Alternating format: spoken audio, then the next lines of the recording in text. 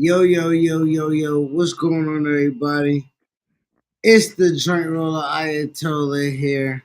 Ocho Nueve. Here with my boy CT, aka Chitty Bay. What's going on with you, brother? What's up? What's up? What's good? And we are the underground of professional wrestling podcast. Yeah, I call it wrestling podcast. And check us out on RW Podcast One on Twitter. Follow us there. Check us out everywhere else as Reba Wrestling Podcast. We have a Twitter, we have a YouTube, we have a Facebook, Instagram, TikTok. Just search Reba Wrestling Podcast. I'm sure you'll see us. So we're here to talk about the week that was in professional wrestling. And I think right now the biggest, hottest topic to start with is Bad Blood, baby. The baddest of bloods. And if you ask me, I think that uh, more than anything, I just feel like it was a very entertaining show.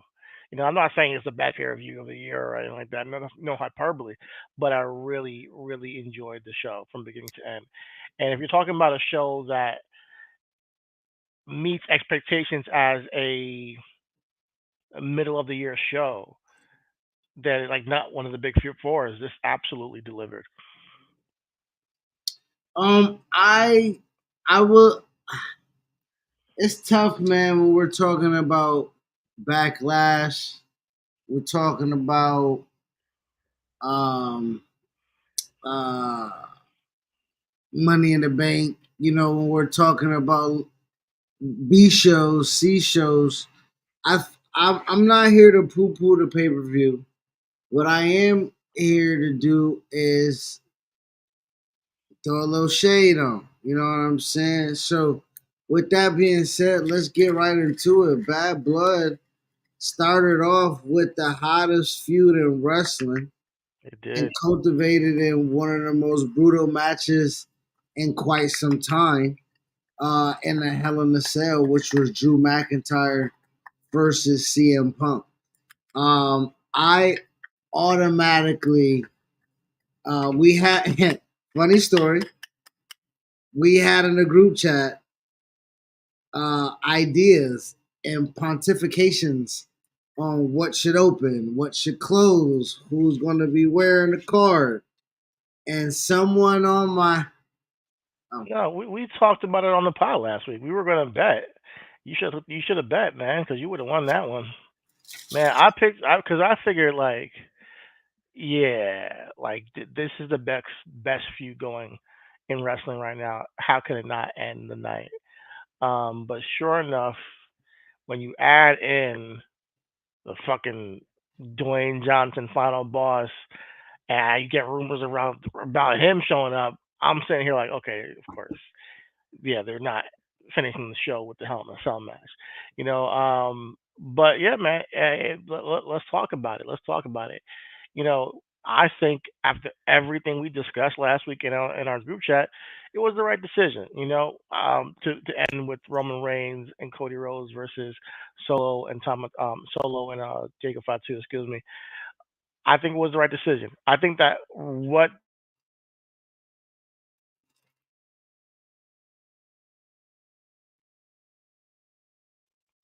they did at Bad Blood, I think, revitalized the bloodline angle, and in the beginning of the show, culminated the hottest angle in wrestling to this point, while they were on kind of like the back burner as the hottest angle. I'm sorry, Drew and CM Punk took over as the hottest storyline from the bloodline after WrestleMania. And I think that they culminated tonight, and then they started something new at the end of the show. So that's how I kind of saw it. You hear me? well, yeah, I want to say let's be real though, like let's keep it all the way funky. When Punk came back, he was the main event. Punk got hurt. The story between Punk and Rollins, I believe, I know it's not as box office as Cody Rhodes and Roman Reigns, but I think storytelling wise is what we're getting between Drew and CM Punk could have been the same thing told with Seth Rollins in tune also elevating the company and storytelling and cachet and all of that. You know what I'm saying? So I'm just glad that they still got that in the back pocket. You know, Punk and Seth Rollins is still there in the back pocket. I thought that after, I thought immediately that would be the the obvious choice of where they're gonna go when CM Punk arrived on the scene. So like that's what I initially thought. But when it comes to what I'm actually seeing now with what they've done with Drew, I like it. Like I appreciate that they didn't just you know, they didn't just kind of like, all right, let's get back to the Seth thing right after WrestleMania. They let it breathe. They let everything that happened at WrestleMania take the logical steps forward instead of force feeding certain things that they want to get a big payoff at SummerSlam or something, like that, and do a Seth versus CM Punk angle. can, We still got that coming can up. I can I interject with something that Oh, go might ahead. diverge the show, but this goes into a topic of what we want to talk about and discuss. When we legitimately as wrestling fans can have that ideology for a subset group of performers, when we're allowing things to breathe and take place and have a natural organic order in how it's being presented, can we look at that with how we want black male wrestling? I Oh mean, my God. hold on. I'm asking a logical. When you said it's a nuanced conversation. When you said Punk and Seth Rollins, and you said I'm glad it's in the How about back this? pocket. I'll say. Hold on, just All can right, finish, finish, I finish, finish, finish, please finish. land? Go ahead.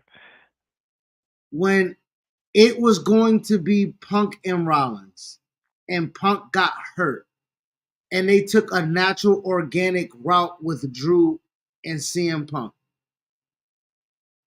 I'm all I'm asking is outside of Bobby. I don't want to get into that argument again. With the current people on the roster, I'm asking the organic nature and the rise of a storytelling to be told for it to be main event worthy. That's where I wanted to ask you that question. Okay, let's slow walk the dog here because we got a lot to talk about. Absolutely. Answer your question blankly, of course we can. I mean, there's no reason why we can't, right? But there's a lot of nuance, like you mentioned, that goes to that conversation that I don't want to just glaze over, Correct. and I don't want to glaze over the Bobby thing. I don't because it's part of the conversation. But I hear where you're coming from with that question. Of course, you can move on from that, and slow walk, and really, build stories with black male talent. It shouldn't be an issue going forward. Um, we'll stay tuned. We'll see.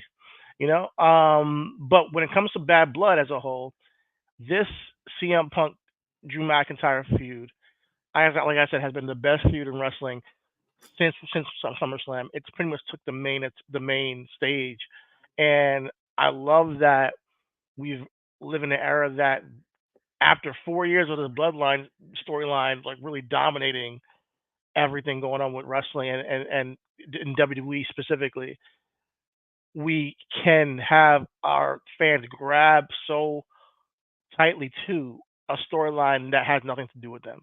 And then on top of that, have it culminate in 3 matches, and then culminate into the final match being a Hell in a Cell match that a lot of people are saying is one of the best Hell in a Cell matches they've seen in a very long time. Would be one of those guys to say that is one of the best I've seen in a long time. It was definitely brutal, a lot of blood. They weren't shying away from the blood. They weren't shying away from the how personal things got between these two. Commentary was phenomenal, really displaying the story of what happened from WrestleMania and Royal Rumble till now, and why these guys are so at each other's throats. So to kick off the show, like man, when they kicked it off with this, and it was just like how you say, what was it? It's like in the Olympus, or in any track meet when they shoot that gun and they're off to the races. That's how it felt. It felt like just adrenaline rush, boom, immediately, and every beat of that match made perfect sense for the story. And man, I got hats off to Drew, hats off to CM Punk. At his age, still being able to put on one of those type of matches and making things matter. Something as small as a double axe handle with a wrench in his hand gets a huge pop. He doesn't need to do a freaking suicida and then into the cage and fall off the cage. They did very deliberate spots that mattered. And that's what I've noticed in that match that I really appreciated. But I'm really excited to see where CM Punk goes from here. Drew McIntyre, we'll see where he goes from here. I think he should get some time off. I would like to see Drew take some time away. Damn, that gash on his head. How many staples did he get? I don't even know, but that shit looked 16, nasty, bro. 16 Busted staples. open the hard way. But that match is some how you say a career like highlight match for Drew. That's what I would say. It's like a career when you go to when you get done to the Hall of Fame and you want to show his biggest highlights of why he's a Hall of Famer. This storyline and this match is what I would put on showcase for Drew McIntyre. I would put that But on the plate.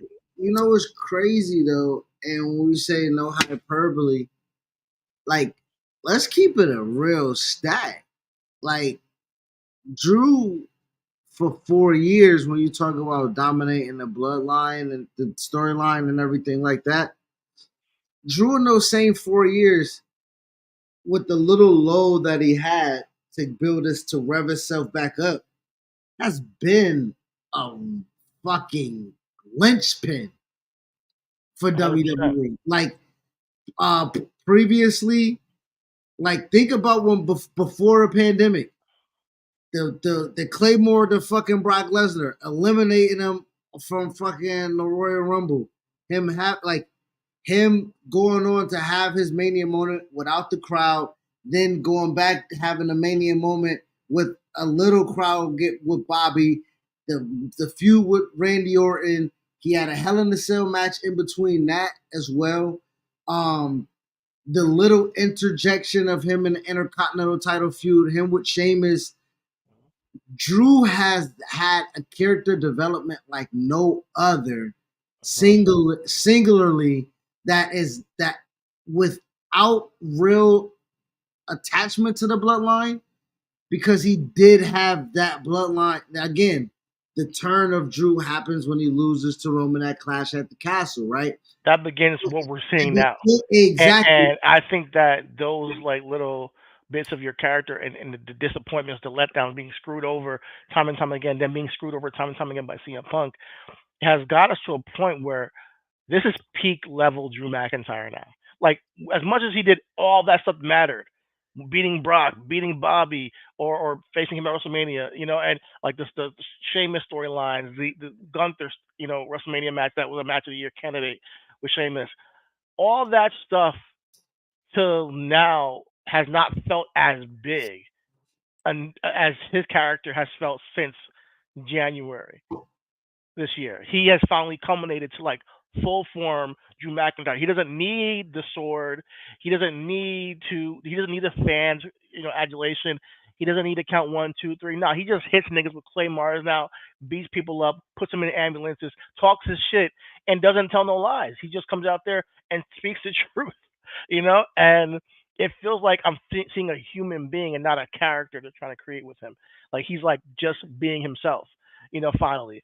So I'm really proud of the work that he's done all year long. Of course, previously this whole career up since the pandemic and everything, he really took off. But this year, this Drew has been the best Drew we've seen of his entire career. I don't care what Drew you guys are talking about, from Impact, TNA, previous WWE run, early WWE run, this run here. This year he's finally put it all together. Well, back to again to your thing about Punk. Punk, in his own right, is a natural born storyteller Facts. within um within the confines of professional wrestling, right? Um, the summer of Punk, leaving ROH, coming in, the straight edge society, um, the storytelling of the breaking the fourth wall, going into possibly leaving WWE in a feud with Cena. down to MJF and AEW. The storytelling that he's able to kind of convey and portray within professional wrestling uh, is is I guess his best attribute right now, as it is physically, right? We talk about in the sports analogy, right? Unfortunately, the Jets did not look as good as they needed to be or perform as well as they wanted to be. But when you think about the idea of what it is that they had a quarterback at the helm, can make all the checks at the line of scrimmage, still has crazy arm talent, even though with age and everything like that, should be able to, with this psychological advantage, to be able to get through and have sustainability. CM Punk is being able to do that right now. He's able to quarterback his feuds. He's able to make checks even though he's injured. He was able to carry this feud with Drew. Drew did not. Hey, this wasn't no MVP Chris Benoit situation, right? This wasn't where one person was carrying the feud while another person wasn't on TV. They held their due, but CM Punk was able to quarterback this feud through injury, take something so minute as a bracelet and be able to work it fantastically as the catalyst to something that was so vicious, so visceral, so uh, um, again, the hard way with the metal toolbox was something that wasn't gimmick. It wasn't. I guess it was planned. The spot was planned, but the veracity in which he hit him with really gashed him open. And listen, those things like that, accidental or not, adds an extra element to the match when you talk about the goriness and the grotesque right? 100%. You think about Mhm. what WWE does with these with the video package. This shit is going to be in black and white Tony Storm esque because it's going to be so like it's going So to be man, it adds more drama it's going to to be the dope. It feud, is. and more than anything, it's warranted. Like it's not like, oh man, he's busting him open and it's just a random Monday night. It's like they've been at each other's throats all year long, and finally he gets him in a freaking Hell in a Cell, and it matters. Look, because and it's like we're not getting a Hell in a Cell because hey, it's a Hell in a Cell pay per view. It's time for a Hell in a Cell match. We're getting one because that's the only thing that needs to culminate what these guys, the hatred they have for each other. It's warranted. It's been so long since we've seen warranted Hell in a Cell matches that feel like, okay, this feud has gotten to the point where it's necessary rather than, oh, okay, they're just fighting for a championship. We got to put it in a Hell in a Cell match. And then the being busted open the hard way adds that much more dramatic flair to it because it's been personal. So yeah, he's gonna fuck you up, and he said he's gonna make you bleed on Monday, and he did it really in real, like real, the real way. And you've been talking about his wife, bringing up his dog, bringing up his wife, bringing up things that he cares about the most in his life. He came in ruthless, and in a way that you had to, and it just there were so many times where I feel like Drew had him too, even after that. And Drew had these certain moments in the match that were just so dramatic pauses with like the blood all over his face that just felt like he has him right where he wants him. And somehow, CM Punk would find a way around it. Even the suplex through a table, they both took a big bump through there. It just felt like, man, I don't know what's gonna happen next, but I'm loving everything I'm seeing. Every beat for beat, the fans loved it beat for beat, the drama of the feud matched the culmination, and that's what I like. A lot of times, the story sometimes is way better than the actual match, or vice versa. You get a really good match where it's like, yeah, that story, we know Bianca and and Bailey or whoever had a great match at WrestleMania, but yeah, that story could have been a little bit better, right? Or Charlotte Flair and Oscar, whatever it may be, and then you get the pairing that sometimes where the story was or the match wasn't as good but the story was great. Like, Batista and Triple H, where it's like, yeah, the story was incredible. The match was like, you know, this lived up to the hype, man. And I just gotta, give them their props, man. Shout out to CM Punk, shout out to Drew. Really, I'm really happy for CM Punk too, because this kind of felt like I still got it moment, you know, like that he can put on a classic this way. But we've seen him do it in AEW too, so I shouldn't have ever doubted the guy. But sometimes you feel like after getting another torn tricep, is it like, or is his body breaking down? Can you do a match like this? This brutal. But they sold it. They sold the brutality of the match. Even after the match, they had to get him some oxygen and all that stuff. Check his oxygen and get him some oxygen. But yeah, he came out the victor. So we'll see where it This goes. goes back to initially why he was a draw in AEW. This goes back to why Warner Brothers Discovery wanted him on shows and offered them more show. Dude can fucking perform. He can fucking perform, bro. Right? Like the guy can fucking lead the dance. You know what I'm saying? And Drew kept the fuck up on the mic, in the ring, in the diabolical, despicable ways of interfering and showing up, and like Drew wasn't fucking carried through this, right? Like Yeah, Punk elevated Drew to a status that honestly Drew has been trying to scratch for a long time. Roman wasn't able to get him there. Seth Rollins wasn't able to get him there. Randy Orton wasn't able to get him there. CM Punk got Drew McIntyre to that fucking next level. So worth it. Shout out to Punk. yeah. Shout out to all of them, man. Shout out to both of them, and they've done great work all along. That takes us to, I mean, how do you follow that? You know what I mean? Like With that the Hell in a Cell bad match. match. That's how you follow it. With the bad fucking match. What was the bad match? Nia and Bailey was not a good match. We can stop the cap right now. No kizzy, as the kids say. No kizzy, no kizzy. All right, what was bad about it? It was a replay of SummerSlam, but a worse version of it. What was bad about it? Like what specifically? I, I'm sorry. Did we not watch the same thing? Like, was it like? I'm sorry. Did Nia and Bailey get? We have 30 I minutes of liked a lot of some of the things. spots. I liked how they used Tiffany Stratton. I'm not was it a freaking 5-star classic? Absolutely not. But I think that people throw around, like, because after following the Hell in a Cell match, like, I don't know what you guys expected. A lot of people just, like, they don't get, like, like, I don't know, freaking this is awesome chant. It means it's a bad match. No, I don't no. I don't now granted, I don't think it was a great match by any means, but like I don't like people just To your calling point it bad. of to your point of just to the context of what you say, they came out the show firing. Bam. You said it was off to the races. Is that the secondary match that you want after a hot match? With the card that you have, it's a 5-match card.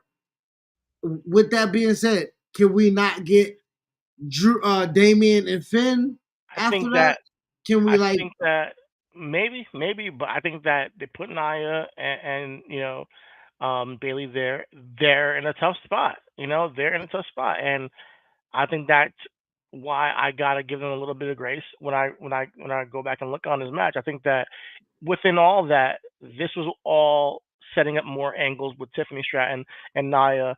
I thought the spot to take out the referee was really cool, where the referee got underneath to check on Bailey or to grab something, and then Billy kicked Nia. Nia fell on top of the ref, squashed her. I like that, dynamic. And then the referee finally came to. She sees the briefcase. She picks up the briefcase, like, "Oh, you want to cash it in?" And then Nia lifts up like Undertaker, and the crowd, the crowd. Tiffany was waking her up. Tiffany was waking up. Tiffany was waking her up with the briefcase in hand, and actually like damn near handed it to her. She wasn't trying to cash in. Tiffany was not trying to cash in. Not that she Tiffany wasn't. was waking her up, but the briefcase was on the floor. And then the ref picked it up like, "Oh, are you trying to cash this in?" Then Nia lifts up and she catches it like, "Oh, the ref has the briefcase. Tiffany's here. Like, what's going on here? So, and the crowd popped. They're like, oh, when Nia, lifted up like she was the fucking Undertaker. Speaking of Nia, Nia looks incredible. She looks like she's been taking really good care of herself. Looks like she she looks like she's in the Where's best she shape she's been laughing at? in a long time. Feels like she's in the best shape. And her work has been phenomenal. Like, this is the best Nia we've seen too, like in her career. So shout out to her. Um, so yeah, I think that the whole thing. I would have liked Tiffy to get another tease later on in the night with the whole Rhea and Liv thing, but we didn't need that because of the Raquel surprise. But this Oh, here adds more drama to this match, you're and right. that's why When it we was at talk a time. about duds, we can't. Yeah, you're right. Go In ahead. the context of duds, I can't categorize Bailey and Nia in the same realm of the goddamn fart in church Raquel came out to when she was, and that spot looked like it was. I know we jumping around here, but in comparison to the women matches, uh, I don't know what they was supposed to do. I think I have an idea. I think Raquel was supposed to interfere and Liv was supposed to get the pin, but uh, in my best Jim Cornette impression, what the You fuck? said you said I'll cape for it, even though the way it was done could have been tightened up. So you're not caping at all. You just called it a foreign church. You just said it was a dud. You completely didn't like it. So it's I all watched right. the all 22 film, my nigga. Like, what you mean? Or did you go online on Twitter and hear people saying, No, "Oh, which no, one no. is it?" No, I'm gonna be honest.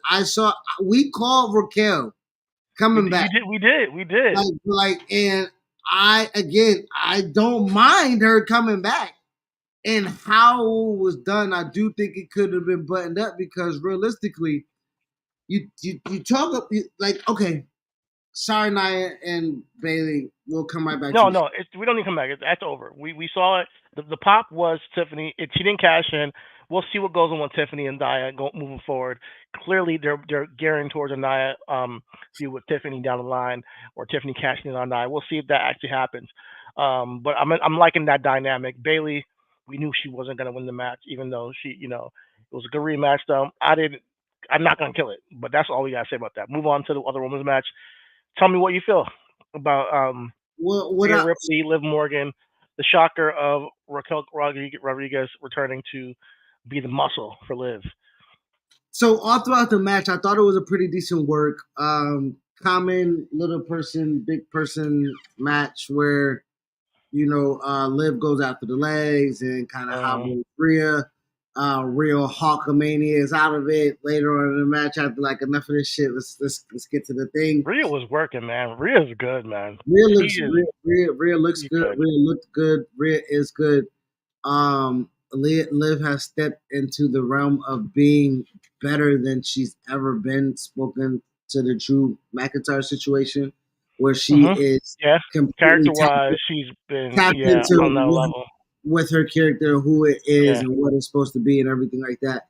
Um, the whole Dom presence, it was it was so evident that they was trying to get to a spot of The thing him. about the shark cage, I've never liked this stipulation, like in wrestling. The shark cage stipulation, it never made any sense to me. It never worked for me.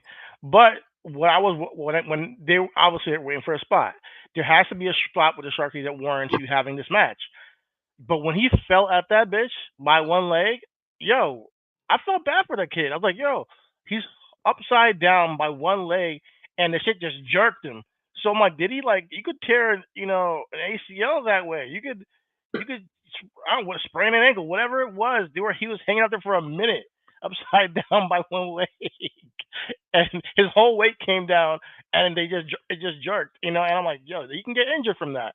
But then obviously they got to the pinata spot with Rhea Ripley attacking him with the kendo stick. But the problem I have with this is the ref didn't count Rhea Ripley out. So the logic behind the match, was kind of taken. I was taken out from it a little bit. And I think that's the whole point of where I say buttoned up a little bit to where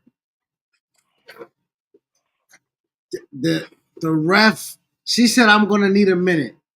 And the ref said, yeah, you got it. Yeah, Like if it was in the context of them already being outside when the ref was counting, fine. Right? Already outside. She does the suck it. He can lean over, fall. Ref is still at damn near 5. Right? She can roll in, break the count, roll back out, grab the kendo stick, wail at him, and that um the ref can break his count to come help. Right? Like if I'm just by that time, if the ref back is turned, Rhea can get attacked by Raquel, toss in the ring, big spot, cover, ref count one. The fact that the ref is watching you beat his ass and then watch Raquel come and then attack, it gotta be called. You gotta yeah. call the match. Uh-huh. You It know what I'm looked kind of saying? sloppy. It's like they didn't really tight, like you said, button it up at the end. Because then Raquel, finally gets, Rhea back in the ring, and It then she even gets, covered her. It even covered her yeah, with and put Liv on top of her, like to cover her, and she hits her with the Tahina bomb, and then had Liv cover her. But the match had already been called by that point because you hit her right in front of the ref, so it was a little awkward. But yeah, hopefully, this whole match is over. I mean, it was just a little bit awkward to me. This was, although I liked the way Rhea worked, this was the more egregious misstep during the show. I know that Bailey. Some people didn't like that match. I thought it was decent, and there was like one botch in that match, and that was it. But for the most part, I didn't have a problem with it. But how you this doing goddamn her and Karada was beyond me. I'll tell you that right now. crazy, right? Nigga. I'm like, come on now, Mama. Be like, it's a lot of things we can do, but goddamn Lucha I'm Libre. not sure if that's what they were trying. I was confused. Yeah, I was confused, bro. But yeah, that's how I felt about the Liv and Rhea match. Rhea doesn't need the championship. Obviously, she's a huge star. I thought she might have win it back, but I'm glad that Liv is still champion more than anything. And I will say this. I'm sorry to say this. Well, I'm sorry to interrupt, but to say this. If you're going to mishap and have the disqualification or whatever the case may be, allow Judgment Day to come help Dom to Yeah. then jumpstart the Damian Finn match to give it some heat. Right? Like I would like just flip flop the matches, Mm, right? Like you know what I'm saying? Like if Dom is hanging upside down and the ref comes out and you got fucking JD run down and Carlito run down and Finn yeah. come down to help Yeah, him. it's chaos. And Yeah. exactly. And then Raquel comes and attack Rhea with all the Yeah. other Judgment Day. Of course, Terror Twin comes down to help, start laying out niggas. If they call a match DQ, you roll Finn in the goddamn ring, start beating his ass. The ref is already there. Ding, ding, ding, run the shit and No get, entrances at all. Nah, huh? you gotta get that Finn entrance, bro. You can't do no entrance. That Finn Like, entrance is special, man. Finn, no matter if he's demon or not, he has an aura about him when he comes out to that ring. He feels like a star, man. And another thing about Finn, Finn is one of the best wrestlers in the company, man. oh, yeah. Finn is. I mean, we know this, but I don't think that like over the past year we say this enough. Like Finn is one of the best wrestlers in the world, and he's just super, super slick, super smooth, super precise. Everything he does is with a purpose and means something. When I watch his matches, I'm like, okay, this dude knows what the fuck he's doing, regardless of who he's in the ring with. So, as much as I love Damian Priest winning this match and his rise, no pun intended, to fame, I think that I still need Finn to get a good victory on this guy, and he didn't get. I think Finn needs to be pushed heavier because he's still that dude, man. And I love Damian Priest. You know, he took out pretty much the entire Judgment Day and still won the match. But like, where do you go from here? You know, now that Damian Priest has kind of like, exorcised his demons from his like, his brothers turning on him. I don't really know. We got Crown Jewel around the corner, which we got to talk about, and then we have Survivor Series. Maybe we get another match, but if we do get another match, I need Finn to get a good victory. It's been a minute, man, and he don't need that tag title. Let's drop that. Okay, drop it to who? I think I would drop it to like an American Made or the White Six or even New Day. Like, I don't mind. Just get it off of them. Nigga, AOP New even Day finna AOP. I'll take no it. goddamn tag team. Huh? New Day ain't finna stick around with no tag team. They about to break up. What is the? Cause I heard this is gonna be a 10-year anniversary of the New Day, and I heard that this might be a build up to Big E returning, and that Big E is the one who holds them down and brings them together again. That's one of the rumors going around. So, and when I see Xavier Woods do the whole thing with the Dragon Ball Z Lamborghini, or do you see that, a Ferrari, whatever it was, car, and he's promoting the video game coming out. I'm like, yeah, he's a baby face. I don't know if they're really gonna turn this guy because all the promotional stuff they do with the commercials and advertisement stuff that he does is super like baby face oriented.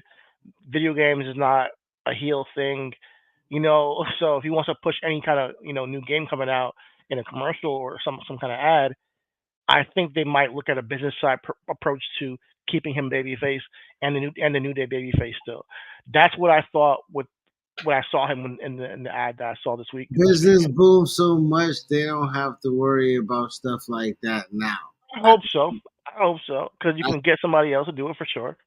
And realistically, kayfabe is dead. So up, up, down, down still lives in a world where heel Xavier Woods is not Austin Creed on. I feel you. All right, and that's fair. So, But are uh, you gonna still have him do a heel thing on the show, and in the same show on television, show him an ad right after that? That's the thing about it. Because does that ruin his gimmick or whatever he's doing as a heel? That's what I mean. I Because mean, even with go because I ahead. don't because you can't do the snap into something with LA Knight and then have him come out and do some crazy heel shit. Like it doesn't like in the same like I was just day. about to say possibly. I mean, it's sure, but this goes back to like if we've always had the conversation about the breakup of New Day and what warrants it. Now, if we're following the crazy conspiracy of Karrion Cross ruins everything he touches, New Day falls in that path, right? I mean, So he just ruined Miz and Truth the other day. So so he has that. Him, especially with I like to say it's Scarlet because Scarlet is the witch. She's the one with the tarot cards and all that shit, and guiding him to be this I don't this know what this Scarlet is, but I know what Scarlet ain't, and it ain't ugly. That bitch finer in the mouth. so but I like the dynamic between him and Scarlet, and she like kind of like taming the archangel of apocalypse essentially, and saying, all right, you go do this, you go do that. But yeah, I don't know if New Day will succumb to that. If they do, I'm all for it. We're seeing Xavier Woods this week in an Intercontinental Championship match, so clearly is doing something for him because he has a singles match for a title. I want to see where it takes him. I've enjoyed the little banter they've had with him and Kofi, so we'll see where it goes. But Yo, yeah, man, do they take the title off of Jay? no, no way, no way, no way. I'm saying, Kofi's gonna cost Kofi's gonna cost Xavier I the was championship. gonna say, what if Xavier tries to cheat? You know what I'm saying? Put his feet up on the ropes or some shit like that. He That would ain't be, what would be crazy if like they he did a ain't whole. Or they did like a Chris Jericho Dusty finish kind of thing, where he wins but he has to give it back because he cheated. But then Kofi really said, "Yo, like Kofi's the one who like says, nah, you cheated," and he's like, "Bitch." Ah, boy, Yeah, yo, that'd be crazy. that would be crazy. Yo, That's if that's my that's nigga that's if he Dusty finishes wins, thinks he won his and first Kofi serious snitches. title, and Kobe snitch like, "This is not the New Day way, man." And he's like, "Motherfucker." Yeah, but we're gonna. I think I would. I mean, shit. I would like to see Kofi versus Xavier one day. Like, I mean, they're both incredible talents, so I it'd be will cool say just for that Kobe. storyline wise. When we talk about Xavier, um, excuse me, as much as he is a company guy, as much as he is front facing, as much as he has had collective success with his brethren, him having a singles championship is Jay Uso esque in a way where I think the shit would be fire. I know King of the Ring and everything like that, but once Roman takes your crown, you know, Bitch, ask come out of Cody, that shit real quick. ask Cody. Cody came out with the goddamn marching band, and this nigga Roman do do do do do do do do do do do. Let's talk about that actually. But real quick, before we talk about that, real quick, Crown Jewel. They announced Crown Jewel. They're having this yearly event, obviously in Saudi Arabia. Saudi Arabia got booed. Where then they display the championship that the champions will compete against to see the best of the best. So we'll have the world heavyweight champion for women and men versus the WWE champion for women and men competing on that show for the Crown Jewel Championship each year. No time, their titles won't be on the line, but this Crown Jewel Championship will be there. I know. Let's hear what you guys say first. What you go, nigga? No, you go ahead. You go ahead. No, you brought it up. You dropped. I mean, you I clearly. brought it up just to give my opinion on it, but I genuinely want to hear what you say before I go because I want to. Maybe yours is more positive. That's why I I don't mean, want to I start off don't with think the the with the. negative. I don't see nothing negative about it. The fact that they are just creating something for this particular event hurts nothing. Like it's not like they're adding a championship or anything like that. It's a fucking. I think it does hurt something. I think having one of the champions on a brand lose to the other champion every single year is not good for that championship's prestige. The last thing I want to see is Cody lose to Gunther or Gunther lose to Cody, and especially Gunther losing to Cody is like we've been saying this title's been a consolation prize since it was created, and then we've gotten so far away from it that we're like, okay, we're giving it more prestige just for Cody to win and then defeat Gunther and have it even be more consolation prize. Then on top of it, and then if Cody loses, after the run he's been on, having not lost his championship, it kind of depletes that championship or his run, as champion in a sense. To me, I mean, maybe not to you, but to me, and I think to some of the fans that can see it from where I'm coming from, it does when you lose, especially cleanly, it does affect how people perceive you as champion. But Cody won't lose clean, bro. That's the whole thing. He's facing Gunther. They'll have a good match. Gunther chop his chest off. He put his feet on the ropes. Rough won't see it. Gunther will win. It'll hurt no one. But it Gunther, would be. Go ahead. what if Gunther lost clean? Gunther won't lose clean. That's the whole reason why I don't have a problem with it because in the point of what we're talking about right now, like you're just the hypothesis of like someone's gonna look bad with the loss. Not really. Like every loss isn't a bad loss. And when we did fucking Survivor Series, she was like, "Oh yeah, let's do it. Let's champion versus champion." Like I don't see what's the difference in this right now because Shinsuke had to lose to Seth Rollins. right? No, I Bobby get it. You know, I just Big E lost to Roman Reigns, like you know what I'm saying? Like but as I've seen, and I even then remember I would say I didn't like that, but it was just the norm. So I was like, hey, it is what it is. But it always made it seem like one title was less than the other. I don't like that we're going to see that every single year now. A reminder that hey, there's two champions for one, and then a reminder that one of them is better than the other one. So guys, this one over here, there is a really a consolation prize now. Like this is not the real champion. And that's where I'm getting at is that when you have hierarchy,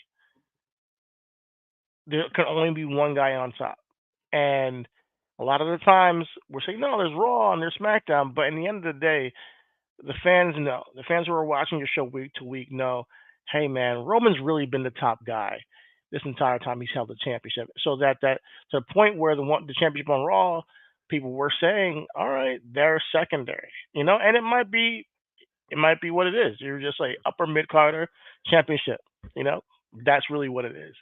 For you to be in the big league, you would yeah, have to be on SmackDown. bro, let's take like just let's keep it a buck, bro. Roman has the title, Damian Priest has the title. Yeah, it's a hierarchy. I'm sorry.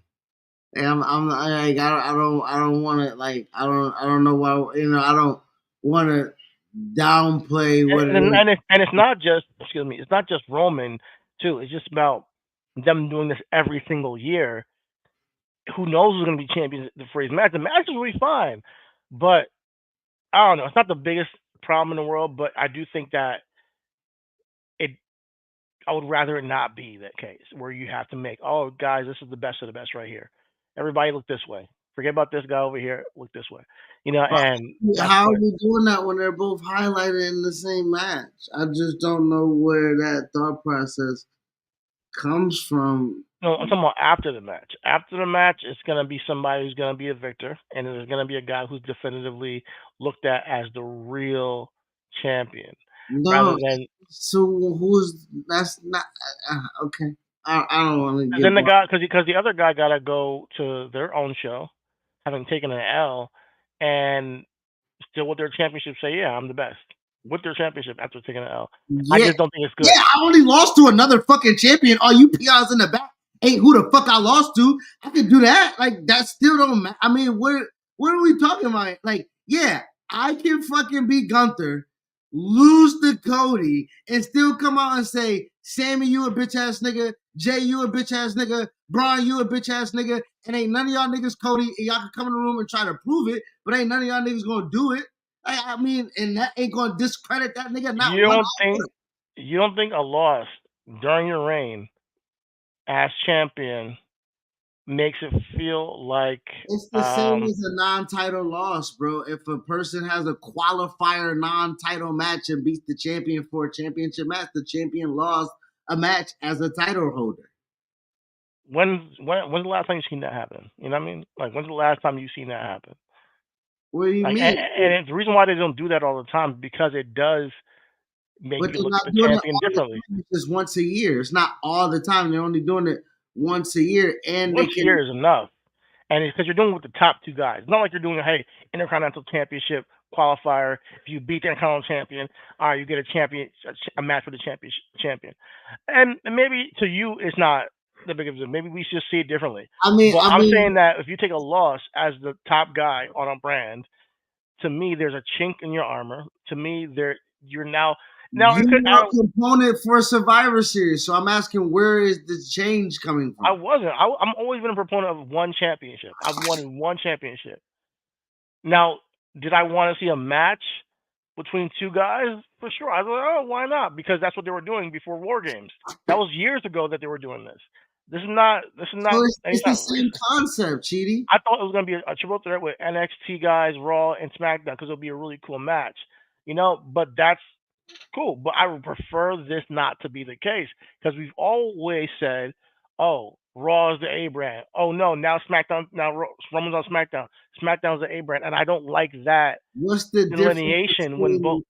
between? I'm asking, what's the difference I'm between trying to explain it. the triple threat? No, okay, you're not, because I'm missing the point here. When there was the triple threat, and you said that's a cool match, what's the difference in this not being a cool match between the champions? When they did it with all the brands, they did it with all the champions. They did it with the tag, the North American, and they I did it with the world champions. no, to be honest, I didn't like having champions lose.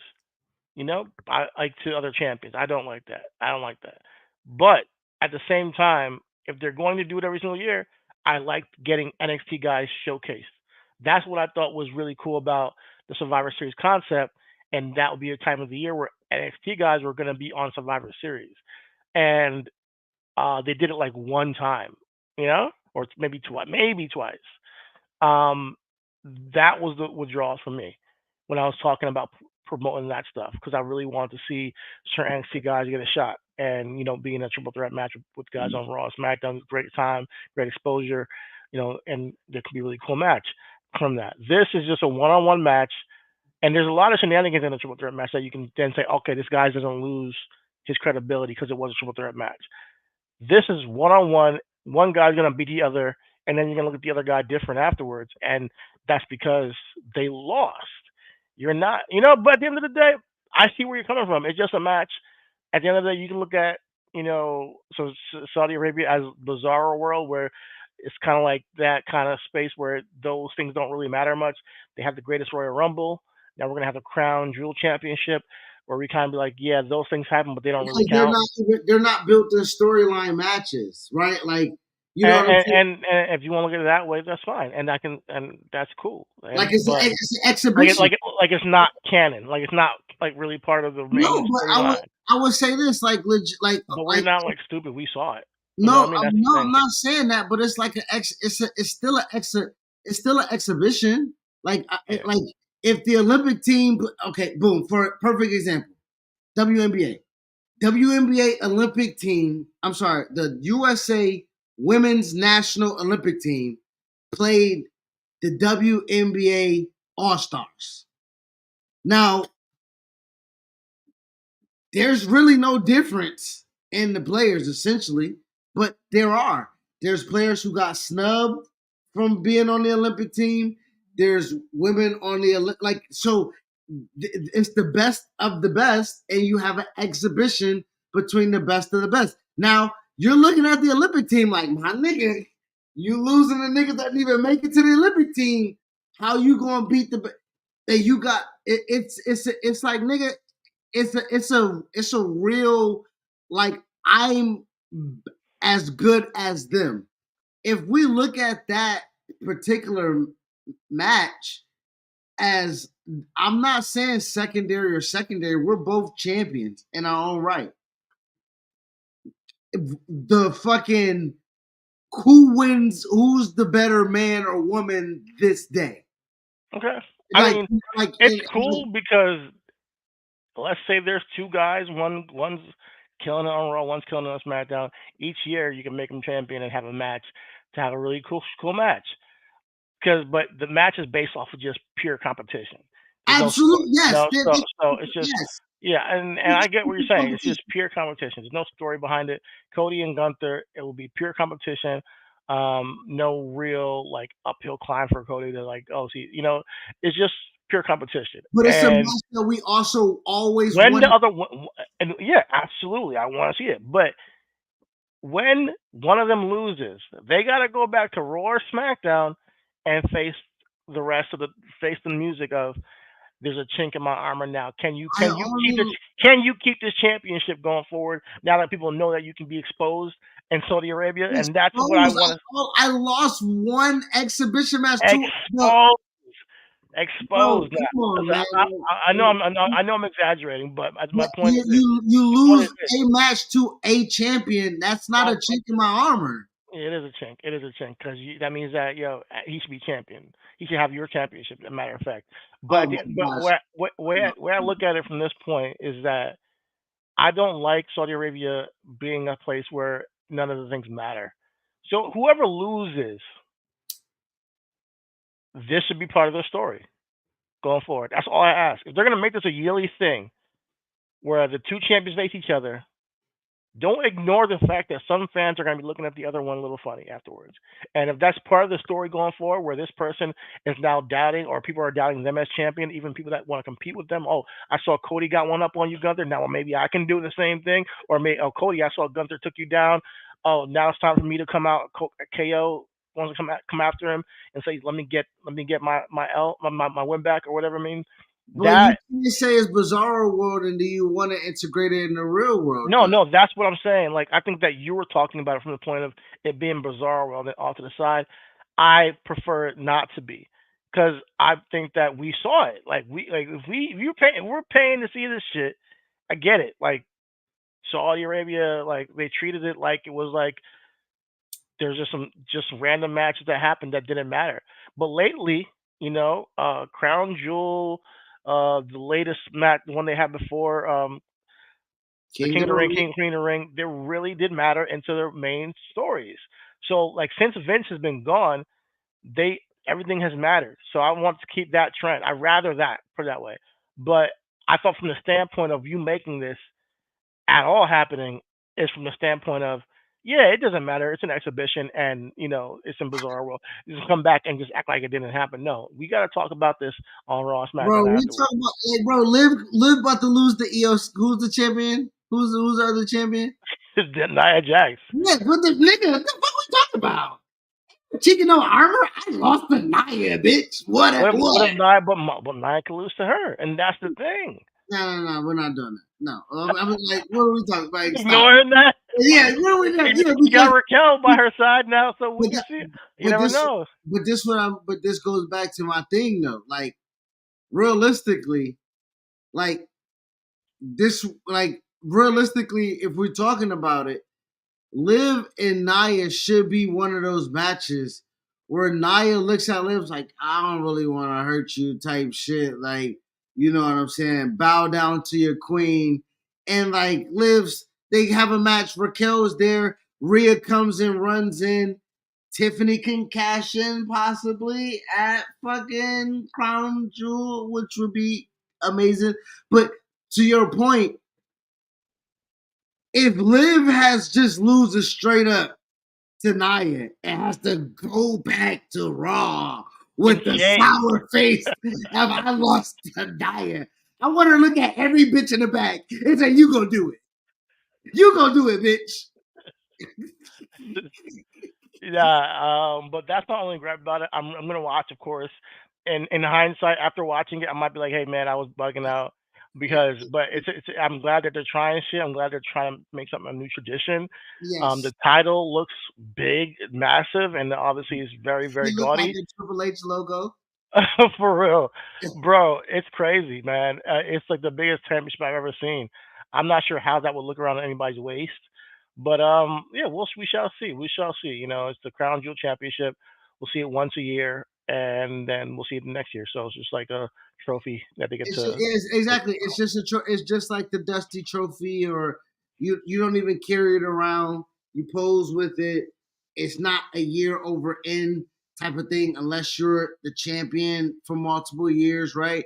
So Uh-huh. you get your prop. It's not something you put in your trophy case because I don't think they're making Speaking a of carrying trophies, 50K, yo, nigga. They're not making a ton of 50K, nigga. Give me that back.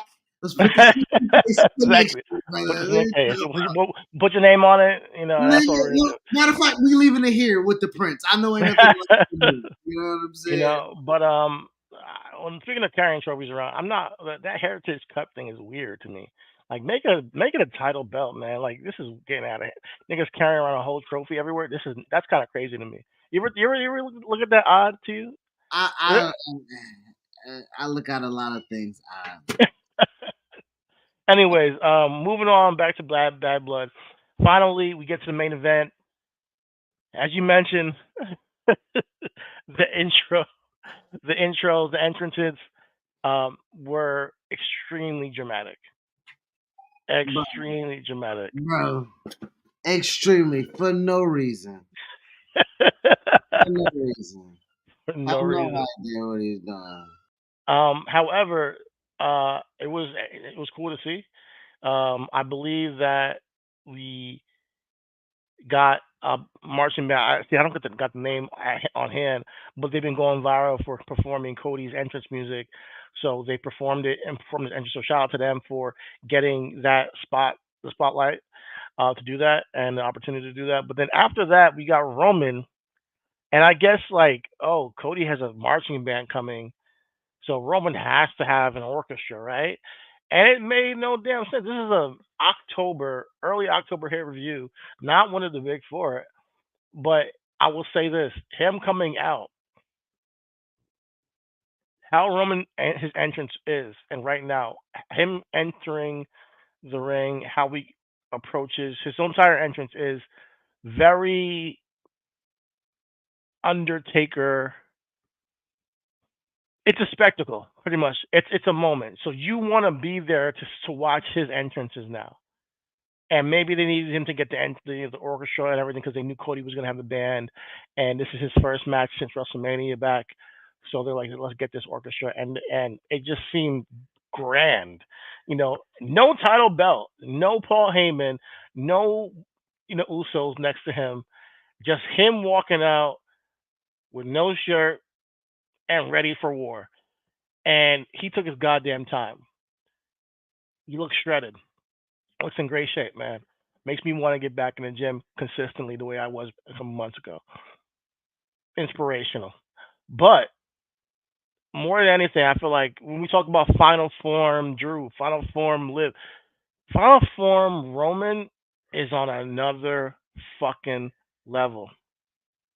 Final Form Roman, man, I would say that I'm proud of the guy, but because yeah, I'm proud of the guy because he's gone through so much adversity, health wise, the crowd wise, and getting booed and being forced into the spotlight as the main guy for so long.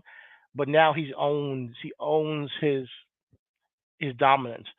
Um, and to me, he is obviously the biggest star in the industry, biggest babyface on the rosters, and that's why he came in after Cody. Although Cody was a champion and had a marching band. That being said, what I thought in that moment immediately was Cody should turn heel. I'm not gonna lie to you guys. I felt in that moment that Roman was upstaging and outshining Cody Rhodes' entrance to some degree. And not only that, it upstages him and outshines Cody's moment as the guy, as the champion, finally finishing the story. Now Roman's back, and it feels like Roman is overshadowing him. And I feel like that is a great, great story to tell if Cody one day turns heel. And I'm not saying turns heel like anytime soon, but when I see Roman come out with that entrance right after his entrance, although he's champion and he had a marching band, but Roman upstages it with an orchestra and takes his goddamn time. And you see the aura, and everybody's saying, "Oh man, Roman's that dude. Roman's that guy. Roman's special. Roman has aura." I'm like, goddamn, Roman is the top man in the company, top babyface in the company. And if Roman's the top babyface in the company, then what is Cody? Cody should have a story where he's the heel eventually because there is no competing with Roman while he's still in the company. While he's still wrestling, there is nobody taking that spot, even if you're champion. So it felt like, although Cody's champion, Kate has a marching band, but when this guy comes out with no Paul Heyman, no Usos, no shirt, no title, he's still the guy that everybody came to see. And it was just very, very, very glaring to me that in that moment, like, yeah, I need Cody to snap one day. Not anytime soon. I'm just saying that's what came to my mind. Then we fast forward to the match. This is the complete opposite of the first match. Very, very, very well paced. They took their fucking time. Everything was purposeful. Everything was meaningful. Everything had its moment. Uh, Solo, really proud of what he's done in this career, this short career up to this point. Jacob Fatu as well, being in this main event, felt like um they weren't out of place at all. This main event was for them. And Solo had moments where his character came through, where he was talking to Roman like, "Yo, you lied to me. You said I was next in line for the bloodline in the middle of the match. dialogue happening, really taking the time to tell a story verbally and through the actions in the ring. But there's the who's going to start the match whole thing with the Cody and Roman deciding on who's going to actually start the match. Um, Cody starts the match, obviously to lead contact Roman afterwards.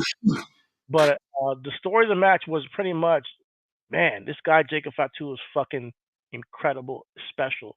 How the hell are we going to take him out? Because everything they did, he would come back from.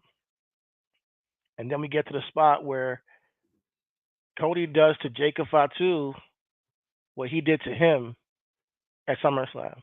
Was that no at yeah, SummerSlam. He or no, was it a no, it was a SmackDown, one of the SmackDowns. And that where he's been doing everybody. He's been doing the KO, Randy Orton, and him.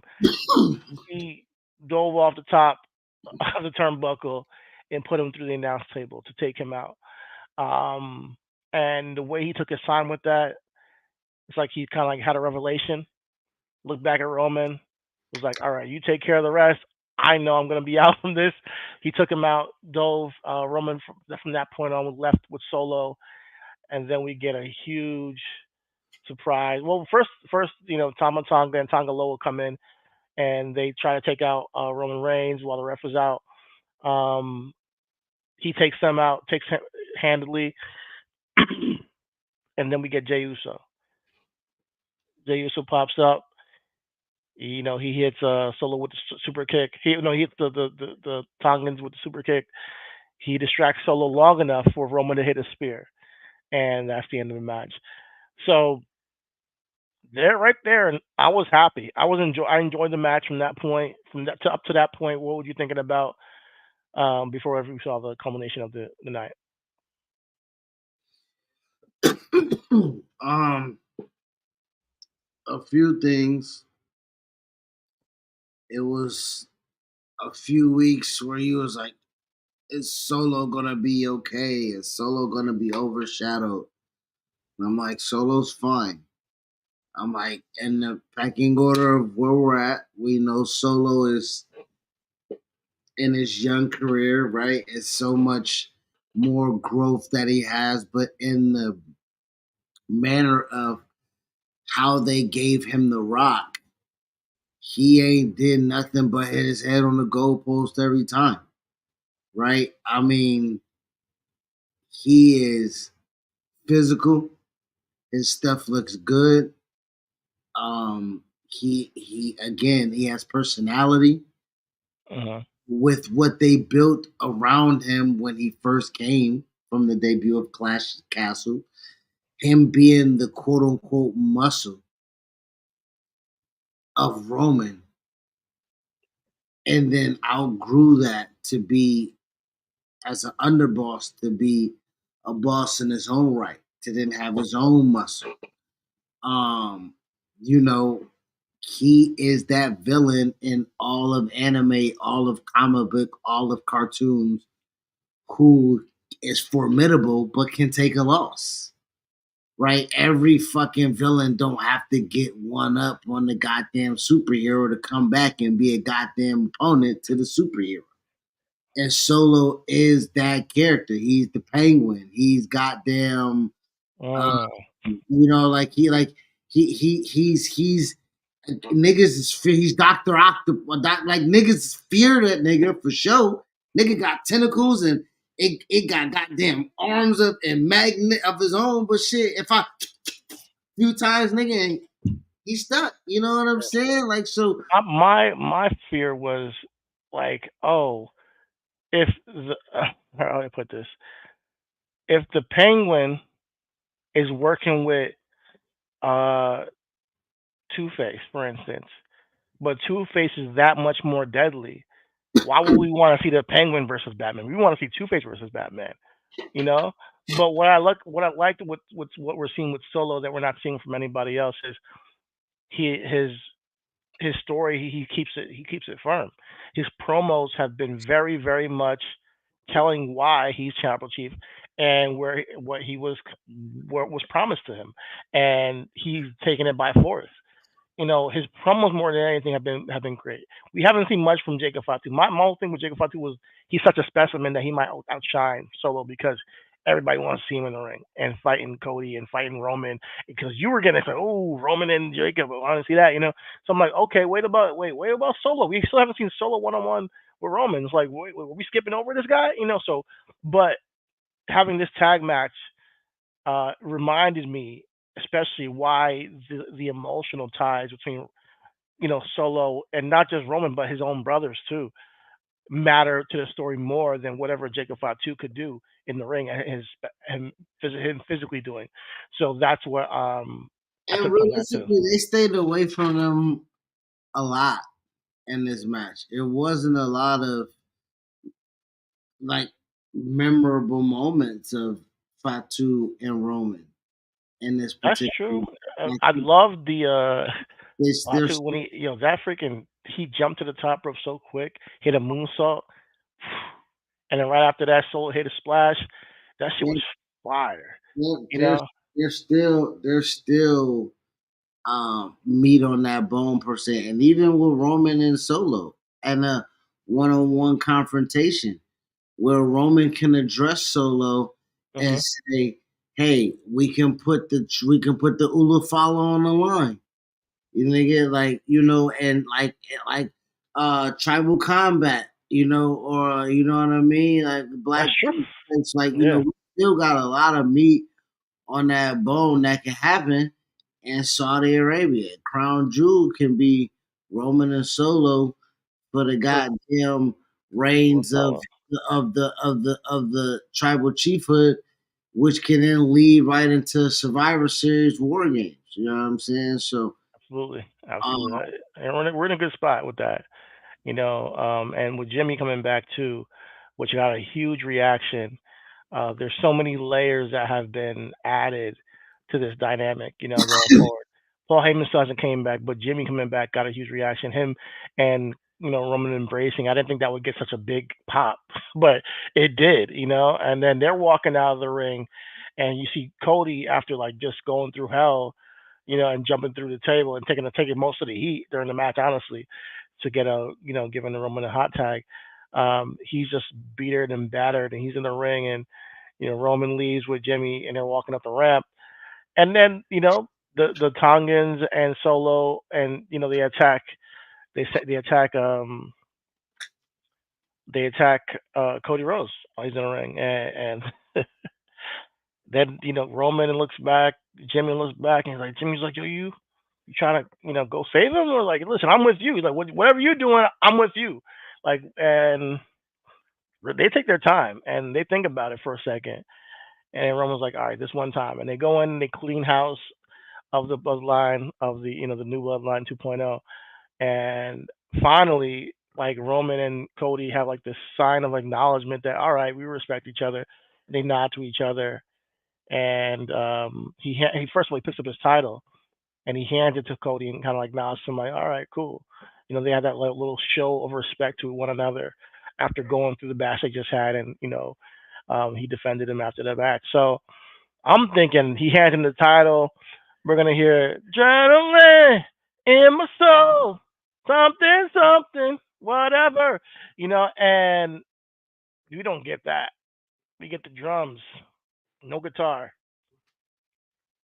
and that's the drums of the one and only final boss, Dwayne Johnson, The Rock, shows up with his Muhammad Ali rock belt, and he comes out to the stage.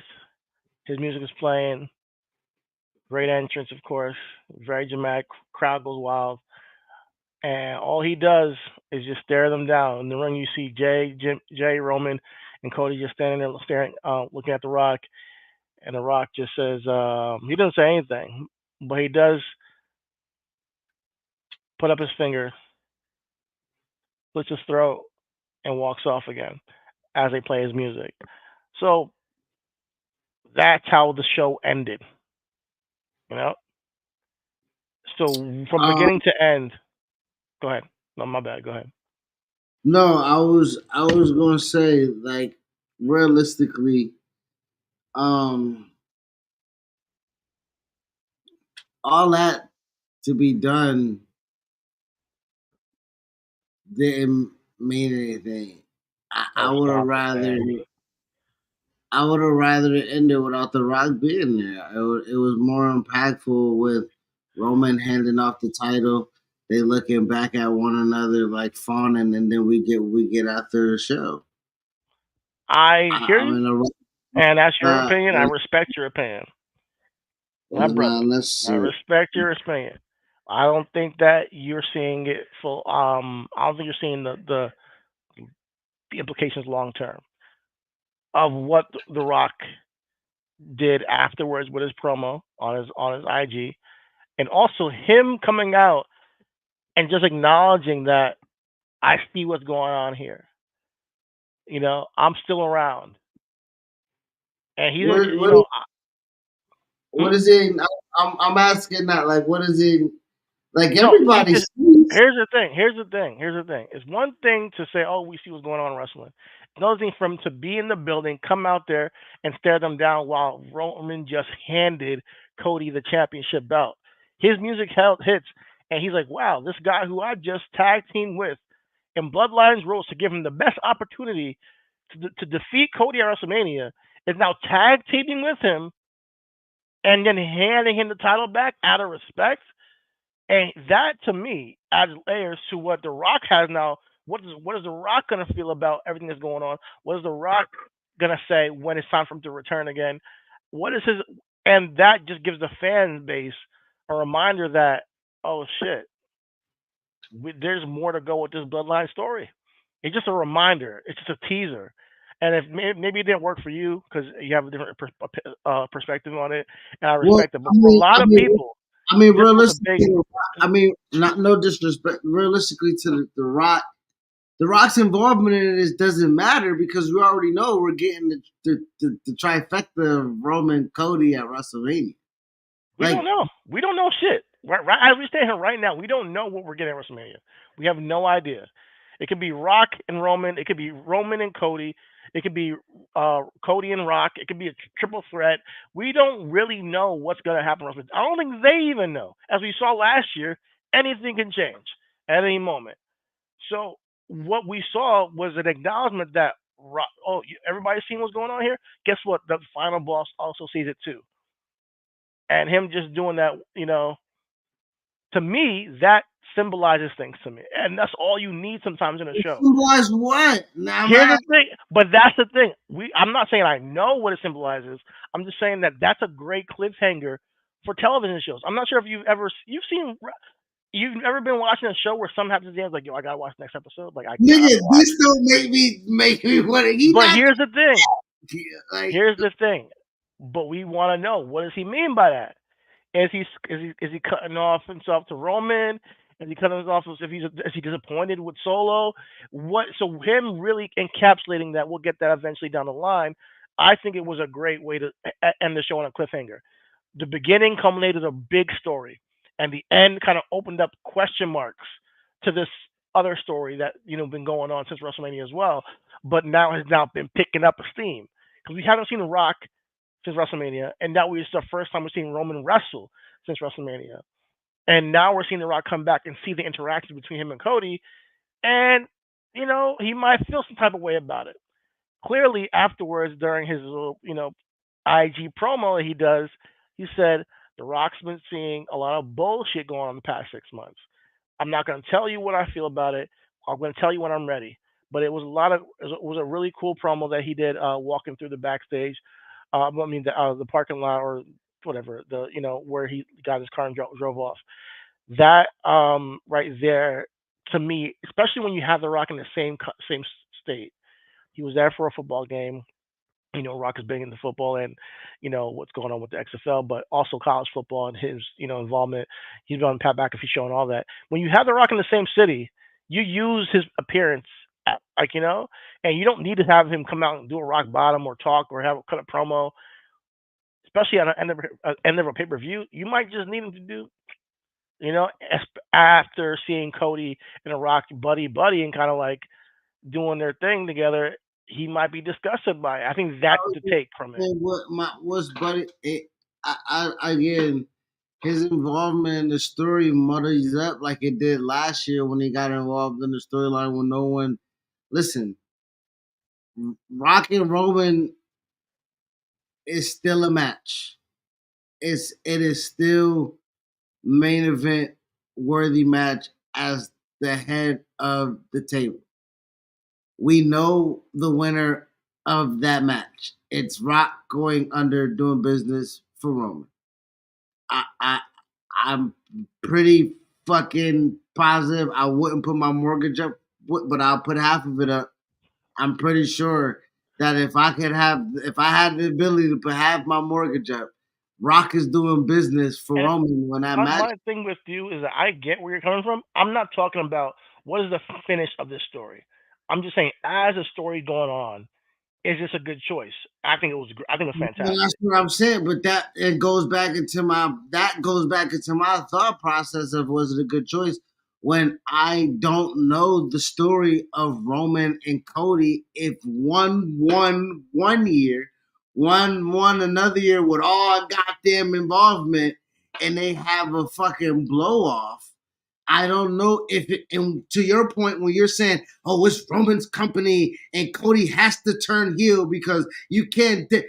Who's the real man of the fucking company with this blow off in Vegas with Roman and Cody? That's a true where I don't know Okay. who's going to win that match. So therefore, the story and the journey, I like I'm where you're headed. I like where your head is at. I do.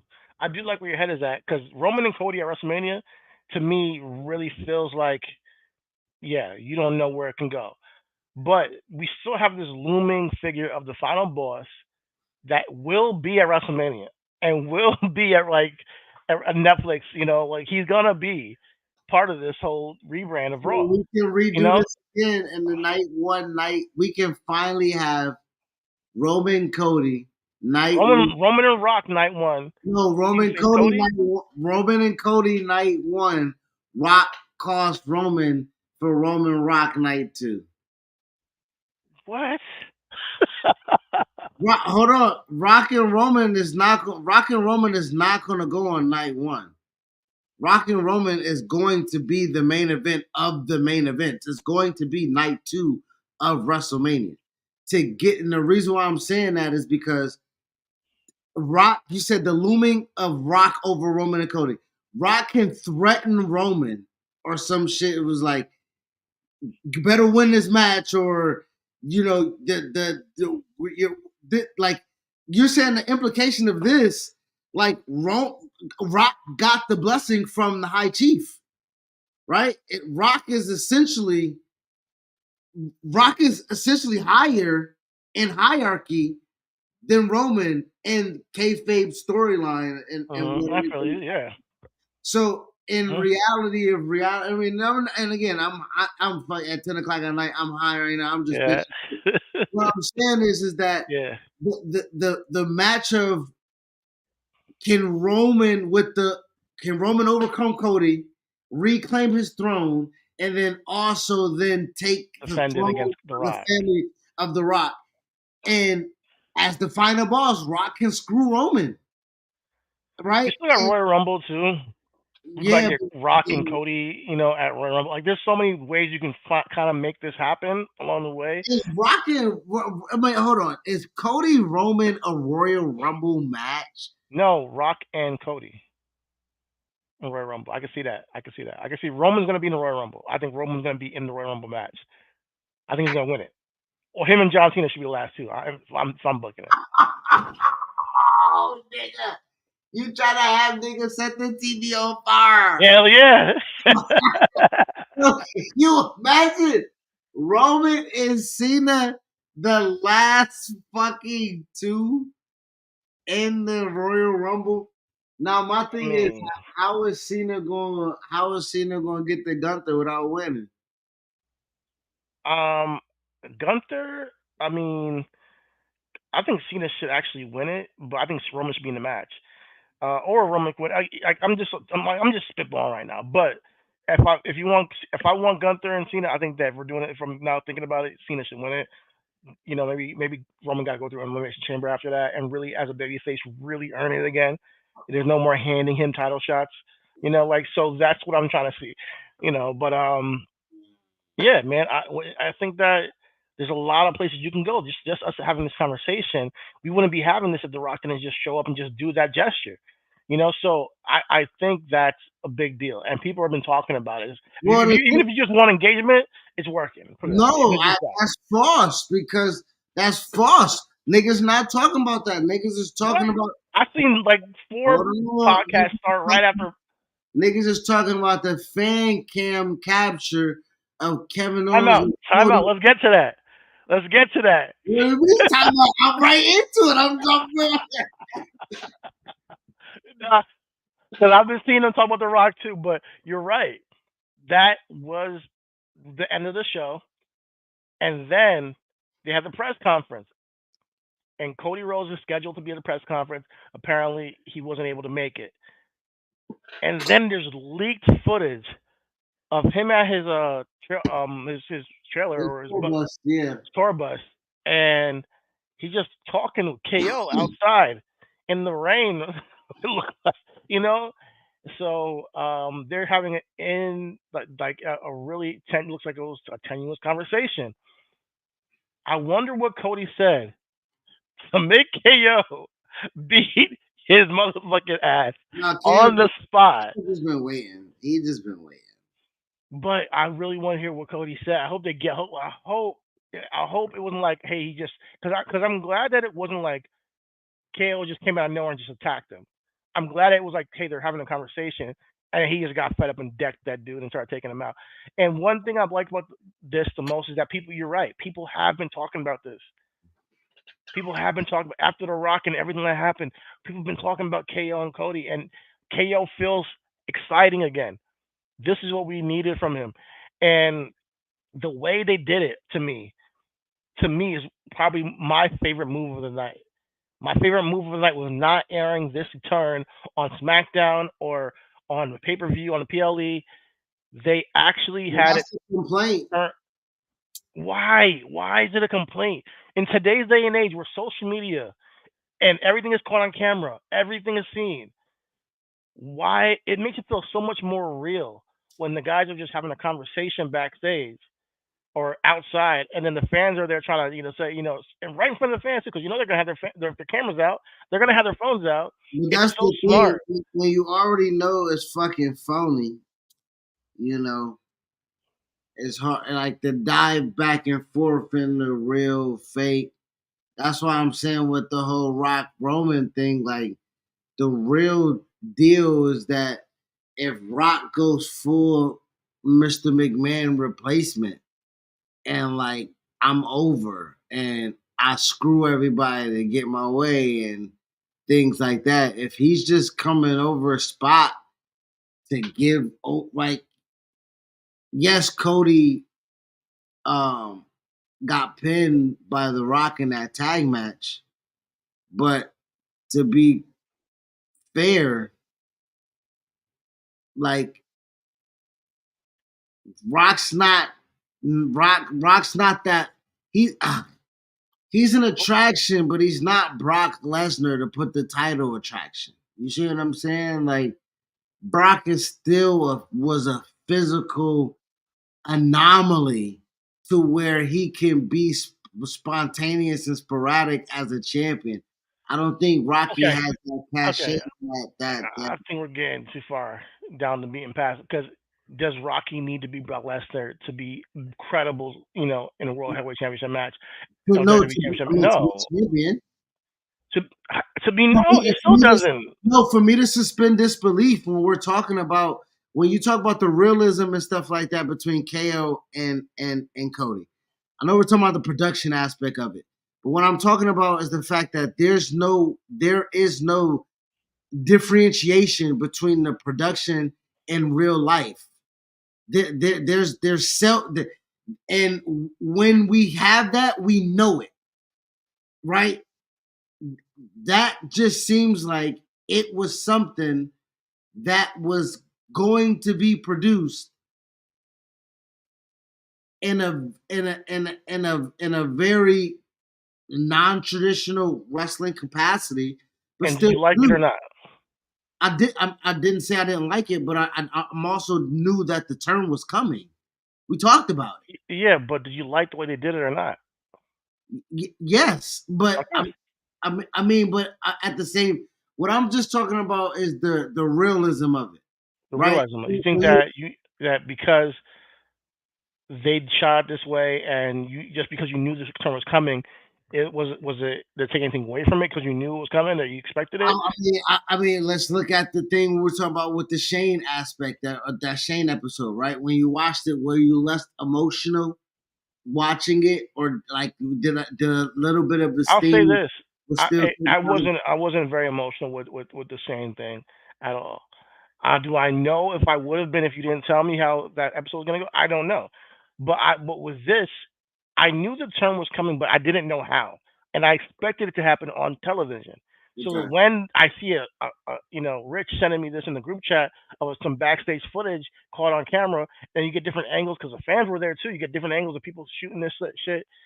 That to me is a genius way to produce a real moment that's going to be taken from backstage to television now, and you get to see it play out on Right. SmackDown. And That's really genius to me. the reason why I'm combating you with this, or we're just stuck here for a little bit, is because Rock takes away from that moment of a story that matters. But you No, just said everybody been talking about it, so it didn't take away nothing. no, Everybody's been talking about KO. I think that the finish, and then also this, it added so much conversation for people to talk about for the rest of this week, going into SmackDown, going into Raw, there's a lot of conversation where about is your buzz where's your for a first match match for going to? to mind you, this is not a big four pay per view. This is a middle of the month, a beginning of October pay per view that people are just like really impressed with how they've produced things. Where is your first talking point? Your first talking point was Rocky, and Well, I how was going sequentially in order of of what happened on Bad Blood, but my favorite thing of everything that happened last night, outside of the main, my favorite thing was the match, CM Punk and Drew McIntyre. But outside of that, my favorite thing produce wise was this KO turn, because I've like I said to Rich in the group chat, this is the first time I've ever seen a heel turn happen that was not televised. You know what I mean? They had to catch it on their cell phones. You had to get some security camera footage to see this turn happen. And it seemed like they were having a conversation.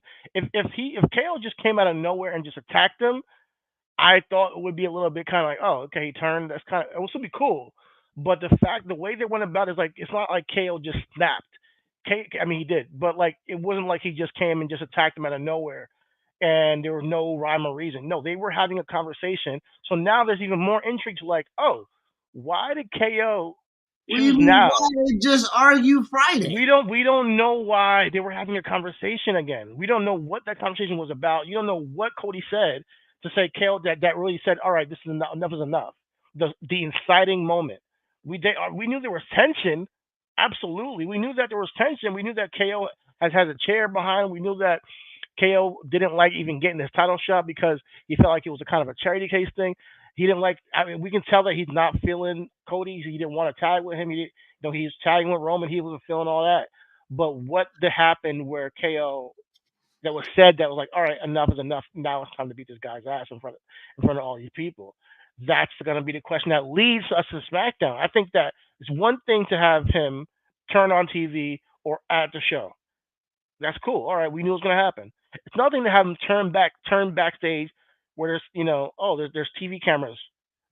That would have been cool too. There's nothing to have him turn outside of the arena by his tour bus where there's no TV cameras.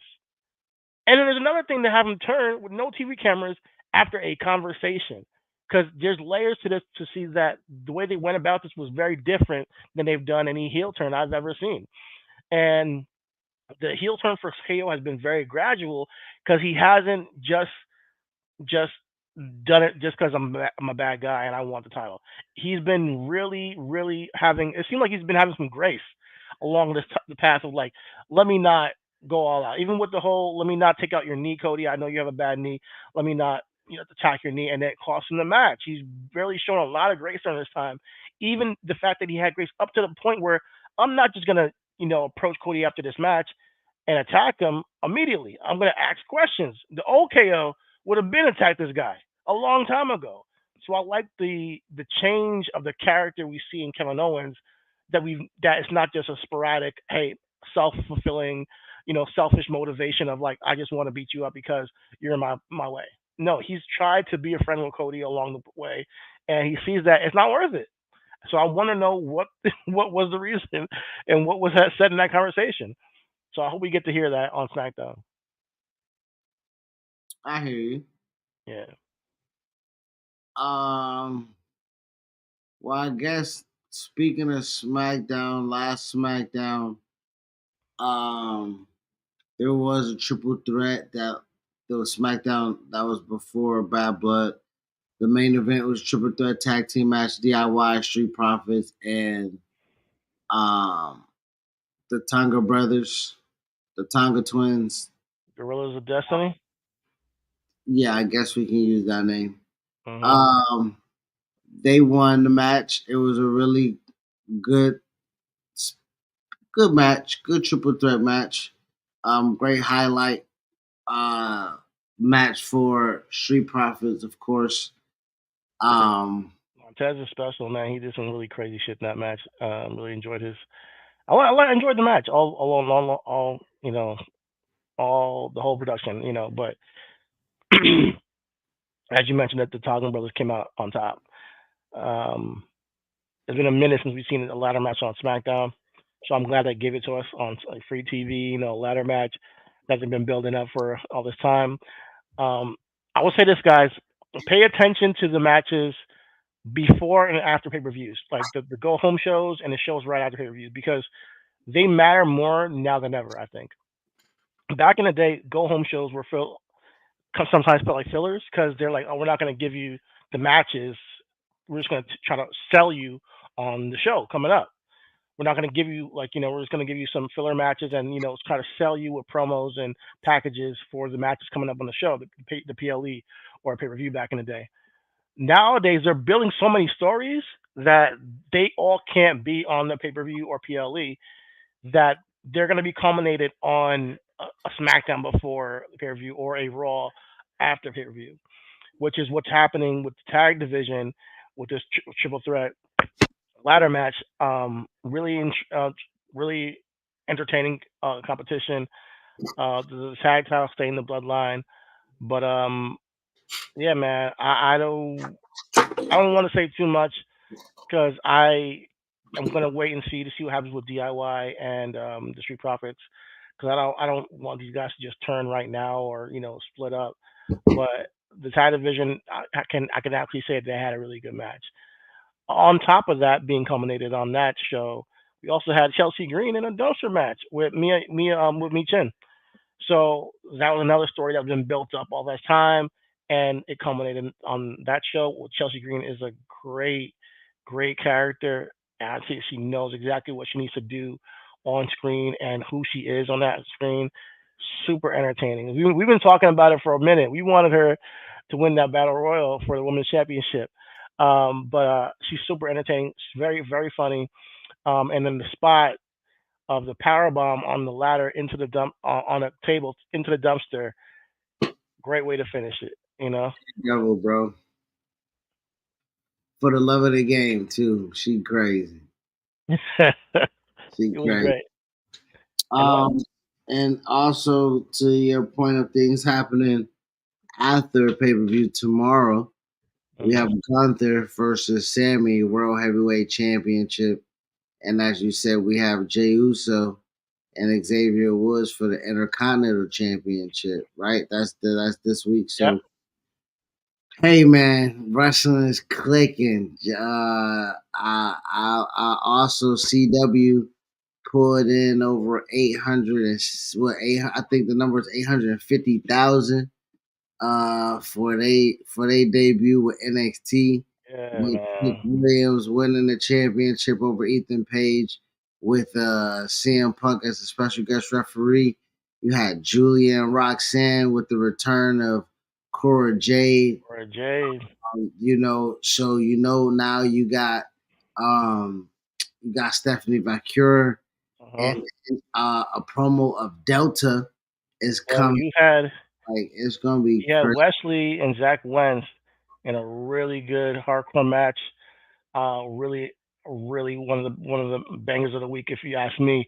They went all out, and I think that when we watch NXT, we really gotta watch it from beginning to end because they always do this, where like something in between in the middle of the show that wasn't really the main advertised match ends up Mm, stealing the show.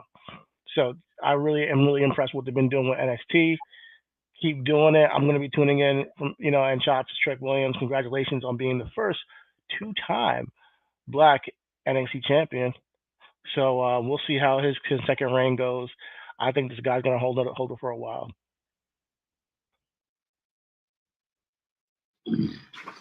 I don't know if we talking about for a while, but I think that he'll hold it for a good little minute till Ricky Stark's debut. I Do you think think is he signed? no, I just think that I think that's who you transition the title to. You hold Trick holds Starks is not it. even in the company. Nah, I mean, no. there's nobody on the roster that can or should take it from him. Oba. Oba needs to go. Oba. I mean, does Oba need to? You just ignore him. Bro, does Oba need to check that off his box?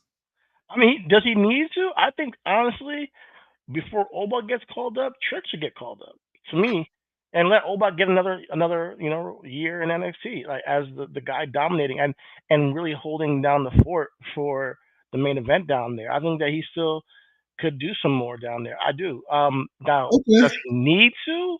If they want him in the main event, and I mean, or in on Raw or SmackDown, they could definitely use him, and he could definitely I be a don't want him huge to get star. caught up lost in the shuffle though. So you're right. I don't want Exactly. him to be like Bronson Reed, Um, something like that. Exactly. So, and I think that as Trick, has done, he's been putting in that work for years, behind Carmelo. Then now he gets his own, now he's just getting his second title run. When he gets called up, it's gonna be after WrestleMania during the draft. Like Trick is going to be like probably like one of the first picks, to get called, chosen after the draft next year. That's what I predict. Unless he probably will be in the Royal Rumble. To be honest with you, you know. How does Uber lose the North American title to get the Trick? Does he just retire it? Because he's the longest reigning North American champion right now at 270 days. So do he just like by stand and deliver? Does he just like toss that bitch to the side, or does he Keith I Lee it? don't know Oba, how Oba Keith Lee it. Book and Black. Oba Keithley. I would like to see Oba and Trick title for title. I would like to see it. I mean, we're talking about black representation, black male talent that should get a push. These are two right there for you in WWE that are could be guys who are like, yeah, these guys are talented and can be pushed forward. So since you see talent, this is talent. So we can put them in a match together, and then one of them get called up after the match, and then be used in a storyline on TV. So that's what I see with them. I think that they're prime candidates for representing, our guys. Let's just roll right into it before we get lost in the shuffle because I think we're kind of close to us getting to the. So let's get to this representation conversation part deux. Um, Triple H got asked the question for someone who is so cognizant of the social demographic. He sure does bullshit the worst. And he does it from a state of privilege, which I think does agitate and aggregate the narrative of him having a blind spot. I don't see color. I don't see color is listen, and I'm gonna keep it a stat. There's a lot of people who use that euphemism because they legitimately say, I see merit, which you can say that. I think that, like, I see merit is better than I don't see color, right? If we just keep it in a buck, if that's the equation of two sentences. But realistically, Cody spoke about this, I think, a couple years ago when he was in AEW. And he said as long as he's been around and alive, he has used that because and Brandy, his wife, his beautiful African American black queen of a woman, had to let him know, Shout like, out to yo, Brandy. when you say that, so maybe Triple H doesn't have those No, Brandy. conversations. But that was my point last week. It's exactly my point. Where Brandy was with Cody, and she said to him, "Hey, if you don't see color, then you don't see me fully. You don't see my full story. You don't see our story." And what I said to you last week was, "Yo, I don't think Triple H has m- ever had like real black friends. So I don't think Triple H really knows how to build stories for black men. I don't. I don't think he understands that or to put focus on them." Now, for an androgynous guy like Velveteen Dream, it seemed like he was more hands on with that. I give him props for that. But for a man that is black and just maybe intimidating for some people, I don't think he does best with that. And matter of fact, throughout his career, I've seen him actually bury those type of guys. So So I, when it's, so when it comes to this comment specifically, I'm gonna give him a little bit of bail because I get what he means. Like I see I don't see color. Because I'm gonna Damian control the Priest entire. falls into that ethnic, and Damian Priest falls into that ethnic, but he probably identifies a little bit more with Damian Priest than he does with Bobby Lashley. They Damian listen to the Priest is same a music, is, probably. exactly. He likes grunge music. He likes rock and That's what I'm roll, just saying. like Like there's that commonalities Metallica stuff. between. He can relate a little bit better to that guy, and I'm giving him bail. Trust me, I'm giving him bail. But when you say something like "I see talent," so you're Mhm. telling me you haven't seen talent. You say you see talent, you see stories. You haven't seen talent, and you haven't seen a story you can tell for a black man in your entire 2 years tenure. That's what I'm saying when I talk about him. And like, that's what I'm getting at. What are you doing with black male talent? Have you not seen talent with us, or you haven't seen a story you could tell for black men? And then when MVP comes to you and says, "Hey, let's bring back the hurt business," and just hand you a story that was already working, and you say no, that is what I'm getting at with this guy. And I do think that, yeah, I know you don't want to talk about the Bobby thing, but you let him leave. If you see talent, you don't let that talent leave. That's my whole thing. Because that was a guy repping for us on that show in the main event. And you said, nah, he's not worth it. Let him Hold go. on, let me get to this. Swerve, seen Tyler with Swerve. Now I'm not saying that's his call, right? But he gone. I'm, he saw talent in SETI. He didn't let him walk out the building. He brought him in, right? And so I'm listening to your bill and to our conversation when we talk about nuance. Maybe Bobby and Triple H just did not vibe, and I can't.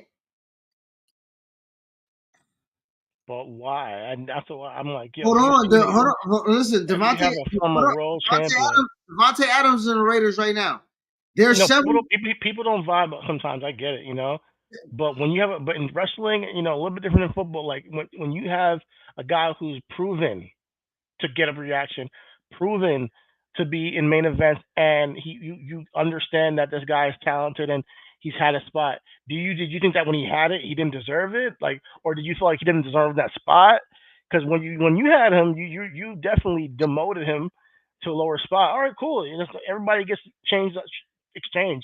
I want the full story of how you let go of MVP, Shelton Benjamin, and Bobby Lashley. I would really want to hear the full story of what went down there. And maybe it's not as crazy as I'm thinking of, like, yo, you can't figure out how to use these guys. But Let's when look at. when when MVP comes out and says a whole YouTube threads of like, Instagram threads of like, yo, this is blame Triple H. He called him out specifically. When I think there's more to the story, and that's I why I have mean, an issue. If are he we didn't going? do all that, I maybe I mean, would be like, yeah, maybe they I just don't. didn't get along. I'm not even at the. I can. I'm not gonna blame him for. I'm not going to blame him for thinking that what he had for them fit best for the grand scheme of where he was going when we just gave him, again, going back to the beginning of the show, allowing things to organically breathe on his own with the Drew CM Punk, Seth. Seth hurt his knee. He had to roll with that. CM Punk tore his tricep. He had to roll with that. Goddamn, I don't know how prime Damian Priest was to be champion when we called the nigga a bust the whole time he had the briefcase, but he had a vision for him. Karrion Kross is just now getting real reaction, real. It took him going through what he thought Bobby was the route. All I'm saying is, in a comparison to what we saying is different in football, I'm not going to say that. I look at everything with a sports analogy. I look at the Buffalo Bills today. They let go of Stephon Diggs because of why? Whatever reason. What's the real reason Stephon Diggs wanted to leave Buffalo? This is The the in reason why I'm saying this oh, though. and Go ahead, finish when what you're saying. Josh, hold on, bro, because I'm not even. You're not even letting. When Josh Allen makes the same comments that MVP does, when Josh Allen's in the press conference, is like, "Oh, it's so great to play around people who don't care about fucking stats." That's the same correlation of blame Triple H, blame Stephon Diggs, blame. But then you go out and have a fucking stinker because you can't get nobody to separate on one-on-ones. You in the organization have to answer to why Stephon Diggs aren't there. I'm agreeing with you for that. But at the same time, when you say they don't clash, the personalities don't mesh, I can also understand that as well. So I don't know in the grand scheme of things where you say you don't let go of a Bobby Lashley, and I say that I got text right now. You don't let go of a certified number one when you don't have a number one to replace him. I hear you on that. You don't let go of a Bobby Lashley when you don't have nobody to replace a Bobby Lashley. But when we talk about management and the franchise player, if they don't fucking get along with him, then what do? You sacrifice. You sacrifice that player. But I get where you're coming from that what statement and analogy of of the organization and Stephon Diggs and all that stuff. But I'm talking about when you say I see talent, that statement, and you see if you see like the her business was moving positive, like it's just crazy to me. Positive male figures, masculine males on television, suits, getting over in America, merchandise sales going crazy. I get a shirt. Everybody, you see her business. Everybody doing that fist with Bobby and shit. And you're like, yeah, let's not use that. You know, um, I don't mind him organically taking a backseat and organically heating it up. But organically there were moments where they could have done that. To me, what I'm getting at is that it seemed intentional. What they did with Bobby and her business seemed intentionally to suppress what they were what the momentum that he had. Even when it really did, Even when and he was even when hurt, people even were when he was asking, hurt. When we no, compare, you keep going to when he was hurt. I'm I talking know, but about. when we compare him to Drew McIntyre never had the ability for him to get put back. Is what I'm saying. What I'm saying is even when you because Hugh McIntyre did take a back seat. I don't mind that, and him organically getting to where he is right now. I'm saying that you cultivate and you allow the spot for it to happen. Like when they debuted Bobby coming back, and talking to Street Profits, trying to talk to him about business. People were intrigued. They were talking about it online. We talked about it, and then they kept him off TV for like a month, bro, before anything fucking happened, or maybe 2 months, if I'm not mistaken. It seemed like all right, cool. Then they get them together, and the crowds go crazy for them, and they don't put them in the space where they're going against a top babyface or or a top heel. They give him Karrion Cross, So No, it's a at first that's not true. At first it was LWO. They tried to get him over with the top babyface with Rey Mysterio, and they wouldn't boo him. They did try. They did. They when you said now to your point, the positive masculine men, they tried to take the positive and make them a heel. They did try to do that. And it did not work. Going back to my thing where once Triple H tried something and it did not work, he reshuffled the deck and then put him with Karrion Cross. Like, okay, well, let's get this heel over with this babyface then. If you like want immediately after, and it's just crazy to me, man. Because even Drew McIntyre, when he got put on the back burner, had World Heavyweight Championship matches along the way. Like whether it was on Raw, SmackDown, on pay-per-views, they took Bobby completely out of the main event.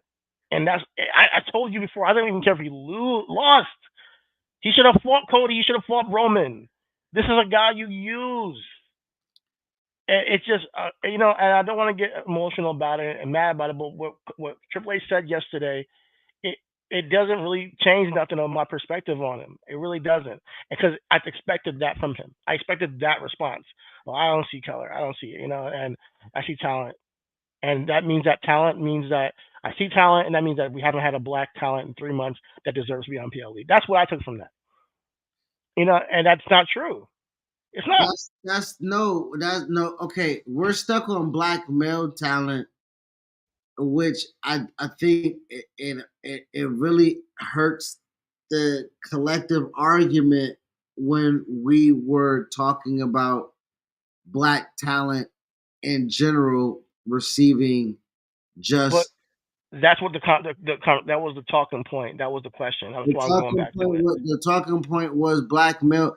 And again, you can't tell me he don't see talent when I said that he was building Carmelo for the United States Championship feud, and you say he wasn't. Look who's in the United States Championship feud. When I said the Street Profits will be back in the tag I team didn't say title, he wasn't. I said that he was a back burner to Andrade and LA Knight, and he was. but he's You not know, because he's not he because was until he's he's not. So right now, yeah, they're gonna push him. Right now, yeah, Carmelo was the stitch to the whole feud, bro. Carmelo backstage segments with LA Knight before he won the title with Logan Paul. That was him building Carmelo Hayes on television to go toe to toe with the guy that is you said should be on the world heavyweight championship level on the other show. So I who don't talking about who? LA LA Knight. Knight. Yeah, you said yeah, yeah. Yeah, you said LA Knight should be on. You said LA Knight should have been the world heavyweight champion title picture, and Oh, Raw. Yeah, yeah. he put Carmelo Hayes with that guy to sink or swim. He Yeah, had no, we're gonna see them, and then probably you will be on Crown Jewel with Carmelo Hayes, and we'll have this record completely a sponge. Because right now he's heard the noise. At this point, we're gonna have a black man on the PLE. Congratulations. We had to cry about it. But my point is this: like my thing is, I'm not sure if he can tell good stories of black men and be intentional about it. We'll see. We'll see moving forward.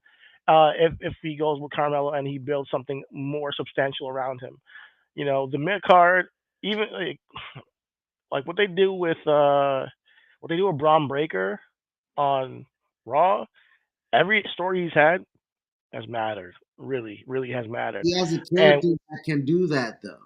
we'll see that Carmelo gets some treatment like that eventually, organically. We'll see. We'll see. I'm just waiting for it. We'll see. I I mean, think that and I would say this, bro. Like we have to be smart enough, also cognitively, like that NXT crowd travels, but it only try it like Trick had to whoop that trick chant on SmackDown. What chant do we have Carmelo to like? He has to get snarky with LA Knight. He has to get snarky with AJ Styles. He has to have good matches with Andrade.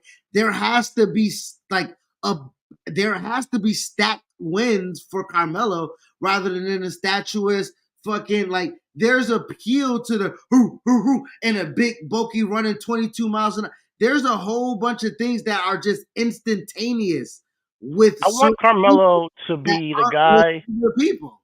I want Carmelo to be the guy who steals your girlfriend. I want if I And want not with like Lonnie. just ignore that woman. She's cool and all, but my thing is like that's real life stuff. I'm talking about like storyline wise. We had we knew this guy was freaking married, a freaking Angel Garza, but he was still kissing women and ripping off his pants every single time he was out there. So I think that they can do something with him and some of the woman talent and making a real slimy character out of him. Really? But why not just make him what he was, what Triple H built him to be on NXT and bring it up? A cocky, Because arrogant I dude like I like the is Dolph Ziggler MVP. route.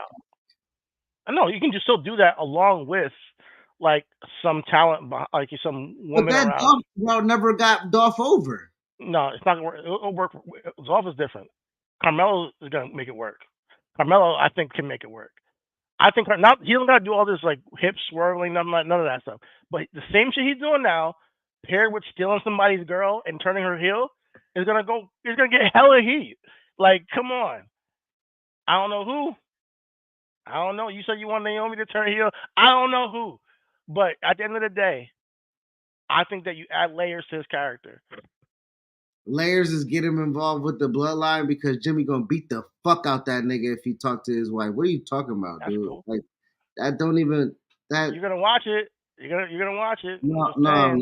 no. I'm gonna be mad that they made that shit sleazy that he had to be a cheeseball Casanova, even though, That's what he came up on. He was casting up. I'm just saying, if he's doing that with a championship title, going into a big event, people are gonna watch to see him lose. People are gonna watch to see him be. He's gonna be hated. He's gonna be. That's what I'm trying to get. I want him to get to that Dominic Mysterio level where we boo the shit out of him every single time we. But to do that, you gotta do some sleaze shit. You do. but to You do that you gotta be. gotta build a character and he has to build That's time. what I'm doing. That's exactly what I'm doing. Yeah, but you can't be on the Oh, PLE doing it either, my nigga. You oh gotta be my on god, I'm done. SmackDown. I'm done. I'm done. I'm done. You gotta be on fucking You're not SmackDown. getting what I'm trying to say here. You're not picking up what I'm putting down. Stay with me now. What I'm trying to say is genuinely put him on a P League LA night. Cool, that's fine, and that's a good match. He's probably gonna lose it. But I'm talking about what I'm talking about on the grand scale of things, getting layers to a black man that nobody has a real story other than maybe Xavier Woods in a New Day. That's the only black man that has like some layers to what he's going through, and I see on the television screen. That's what I'm talking about with Carmelo. I want to Montez see that. has layers. If he's tired of No, he losing the doesn't. tag team, I He doesn't got mean, no layers right now. They haven't told shit with him. He's just been losing. Let's be real. Um, that's not a layer. A nigga tired. You just he that's hasn't literally shown this on television. He hasn't shown none of that on television. That he's tired of losing. No, he hasn't shown that at all. It's just them going out and losing, then they come and try to do it again. And they get their ass beat by the bloodline each and every week. So yeah, and they'll come out for a save every now and then. That's not what I'm talking about.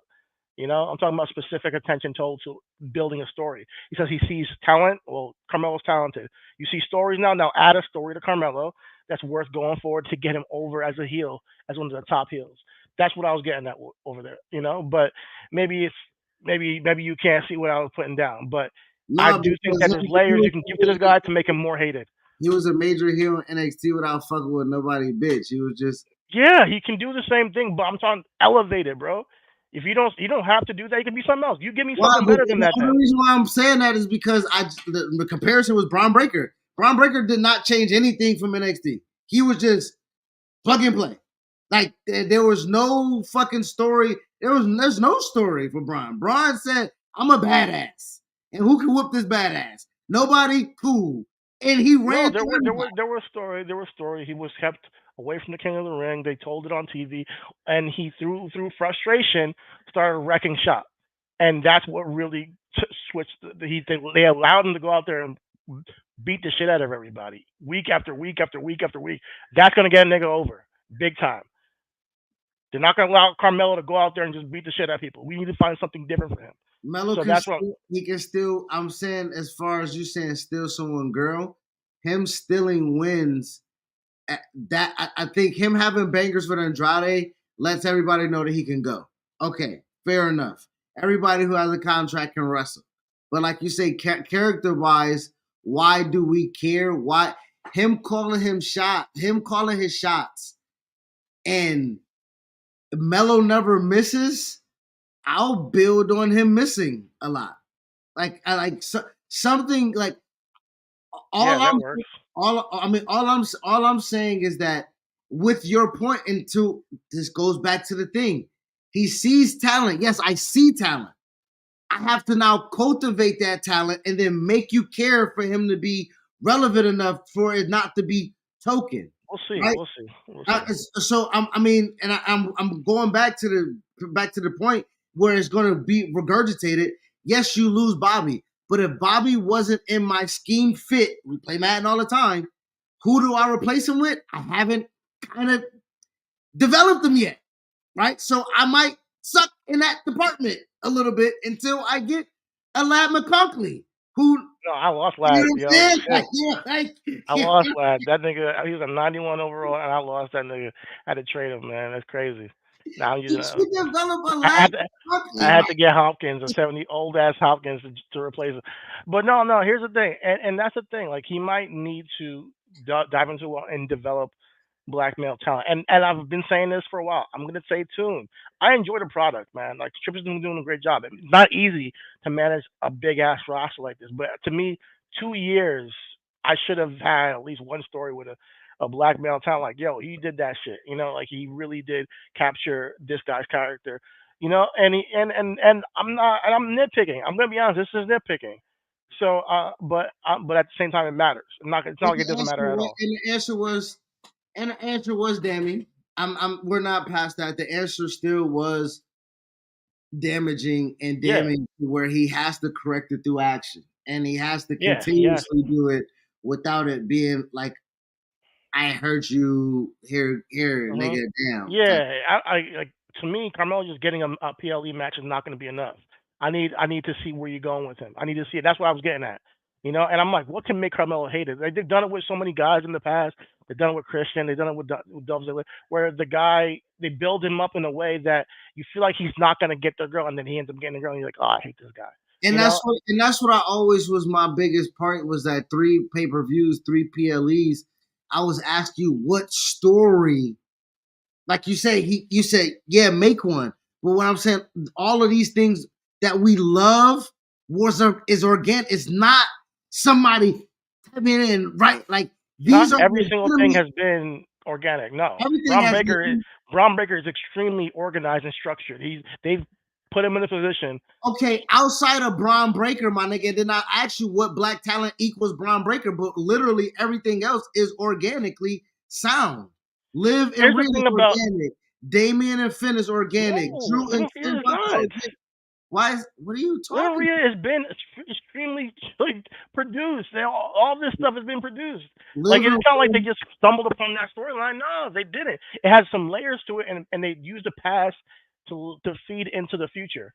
What we're missing with that with why we can see a thing with a New Day and they can build on that is because they have history. Carmelo's very new.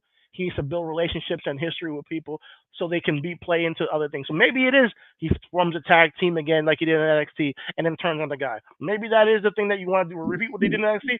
That's what they did with him. So, but my thing is let's find something new with him and let's see how we can make this character take it to the next level as this cocky dude. I do think a lady by his side would do. I'm not sure how. You don't even gotta have him take somebody else's girl. Just a girl by his side, and I don't know. It might be a freaking macho man thing where how he treats her is not good. In today's day and age, people are gonna hate him for that. I don't know, but I don't know what I'm saying. Just give him a little bit more attention. And yeah, I do. I don't. I think he will face LA Knight soon but I'm not sure if he's gonna win the championship. I'm not. I'm not sold that he's gonna be the United States no, champion he don't after need to that be. feud. He doesn't need to be.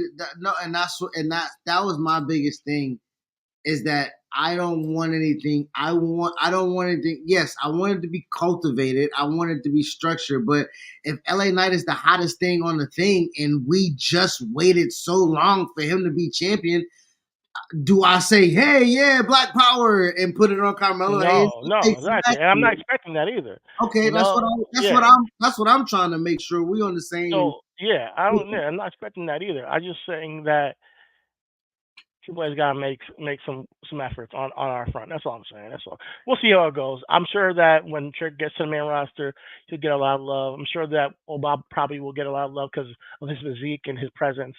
When he does get put on the main roster, he might be a guy that they feel comfortable with pushing. You know, I think right now they see Carmelo as a great worker, and they're just cultivating him and just keep putting him out there to go out there and get his character a little bit more well rounded.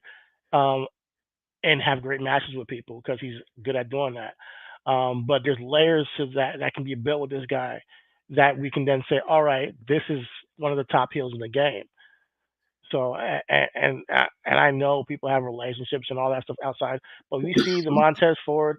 He has, him and Dawkins have wives, but they also have a woman by their side to add to the act. You know, Dominic Mysterio's married. He's with Rhea. He's with Liv. Like you can That's a still little do different. things. That's a little different. They B Fab. It looked like it's a different B Fab. So on your part, and there's two different elements. Now we can get out of here. There's a platonic situation where it's B Fab and it's a whole type of like steal your bitch, and I'm like Dominic Mysterio and Lonnie waiting for you at the apartment. Like now, who the fuck? You get messy. Yeah, I tough. It's tough. I'm not trying to ruin anybody's relationship, so maybe that's not the right way to go. But more than anything, is just being creative, finding a way. You can't When I look at him, sacrifice love now, no, we not for can't do black that. storyline. We But got but black more than love. anything, I see him and I see like archetypes when I look at people, and an archetype of him is a playboy that could, take somebody's girl, and that's what I see. It doesn't mean that he has to be that on screen, but I think that it would work. Honestly, I think Okay, it would get mellow, over. mellow, no shirt, leather jacket, half off the shoulder, cocky. I mean, let's see where that goes. Let's see. Let's just heartbreak kid it one time. You know what I'm saying? One time for the one time. Yeah, One man. time for the one time. Uh huh. Before we get out of here, because we do both got early mornings, because it's Yeah, we Wednesday. do. AEW is nothing that we need to talk about because we haven't watched it, but we do need to talk about this money that they're getting. They are on TV until 2028. So, It's applause on the drop. oh man, nah, brother, these niggas performed horrible in the contract year. Nigga, Oh man. this one of these free agent where they had to meet a ceiling where they just had to spend the money. You know what I'm saying? And goddamn, Yeah. a Tim Biaka Batuka is getting goddamn contract of his lifetime. Uh, The but veteran minimum type shit.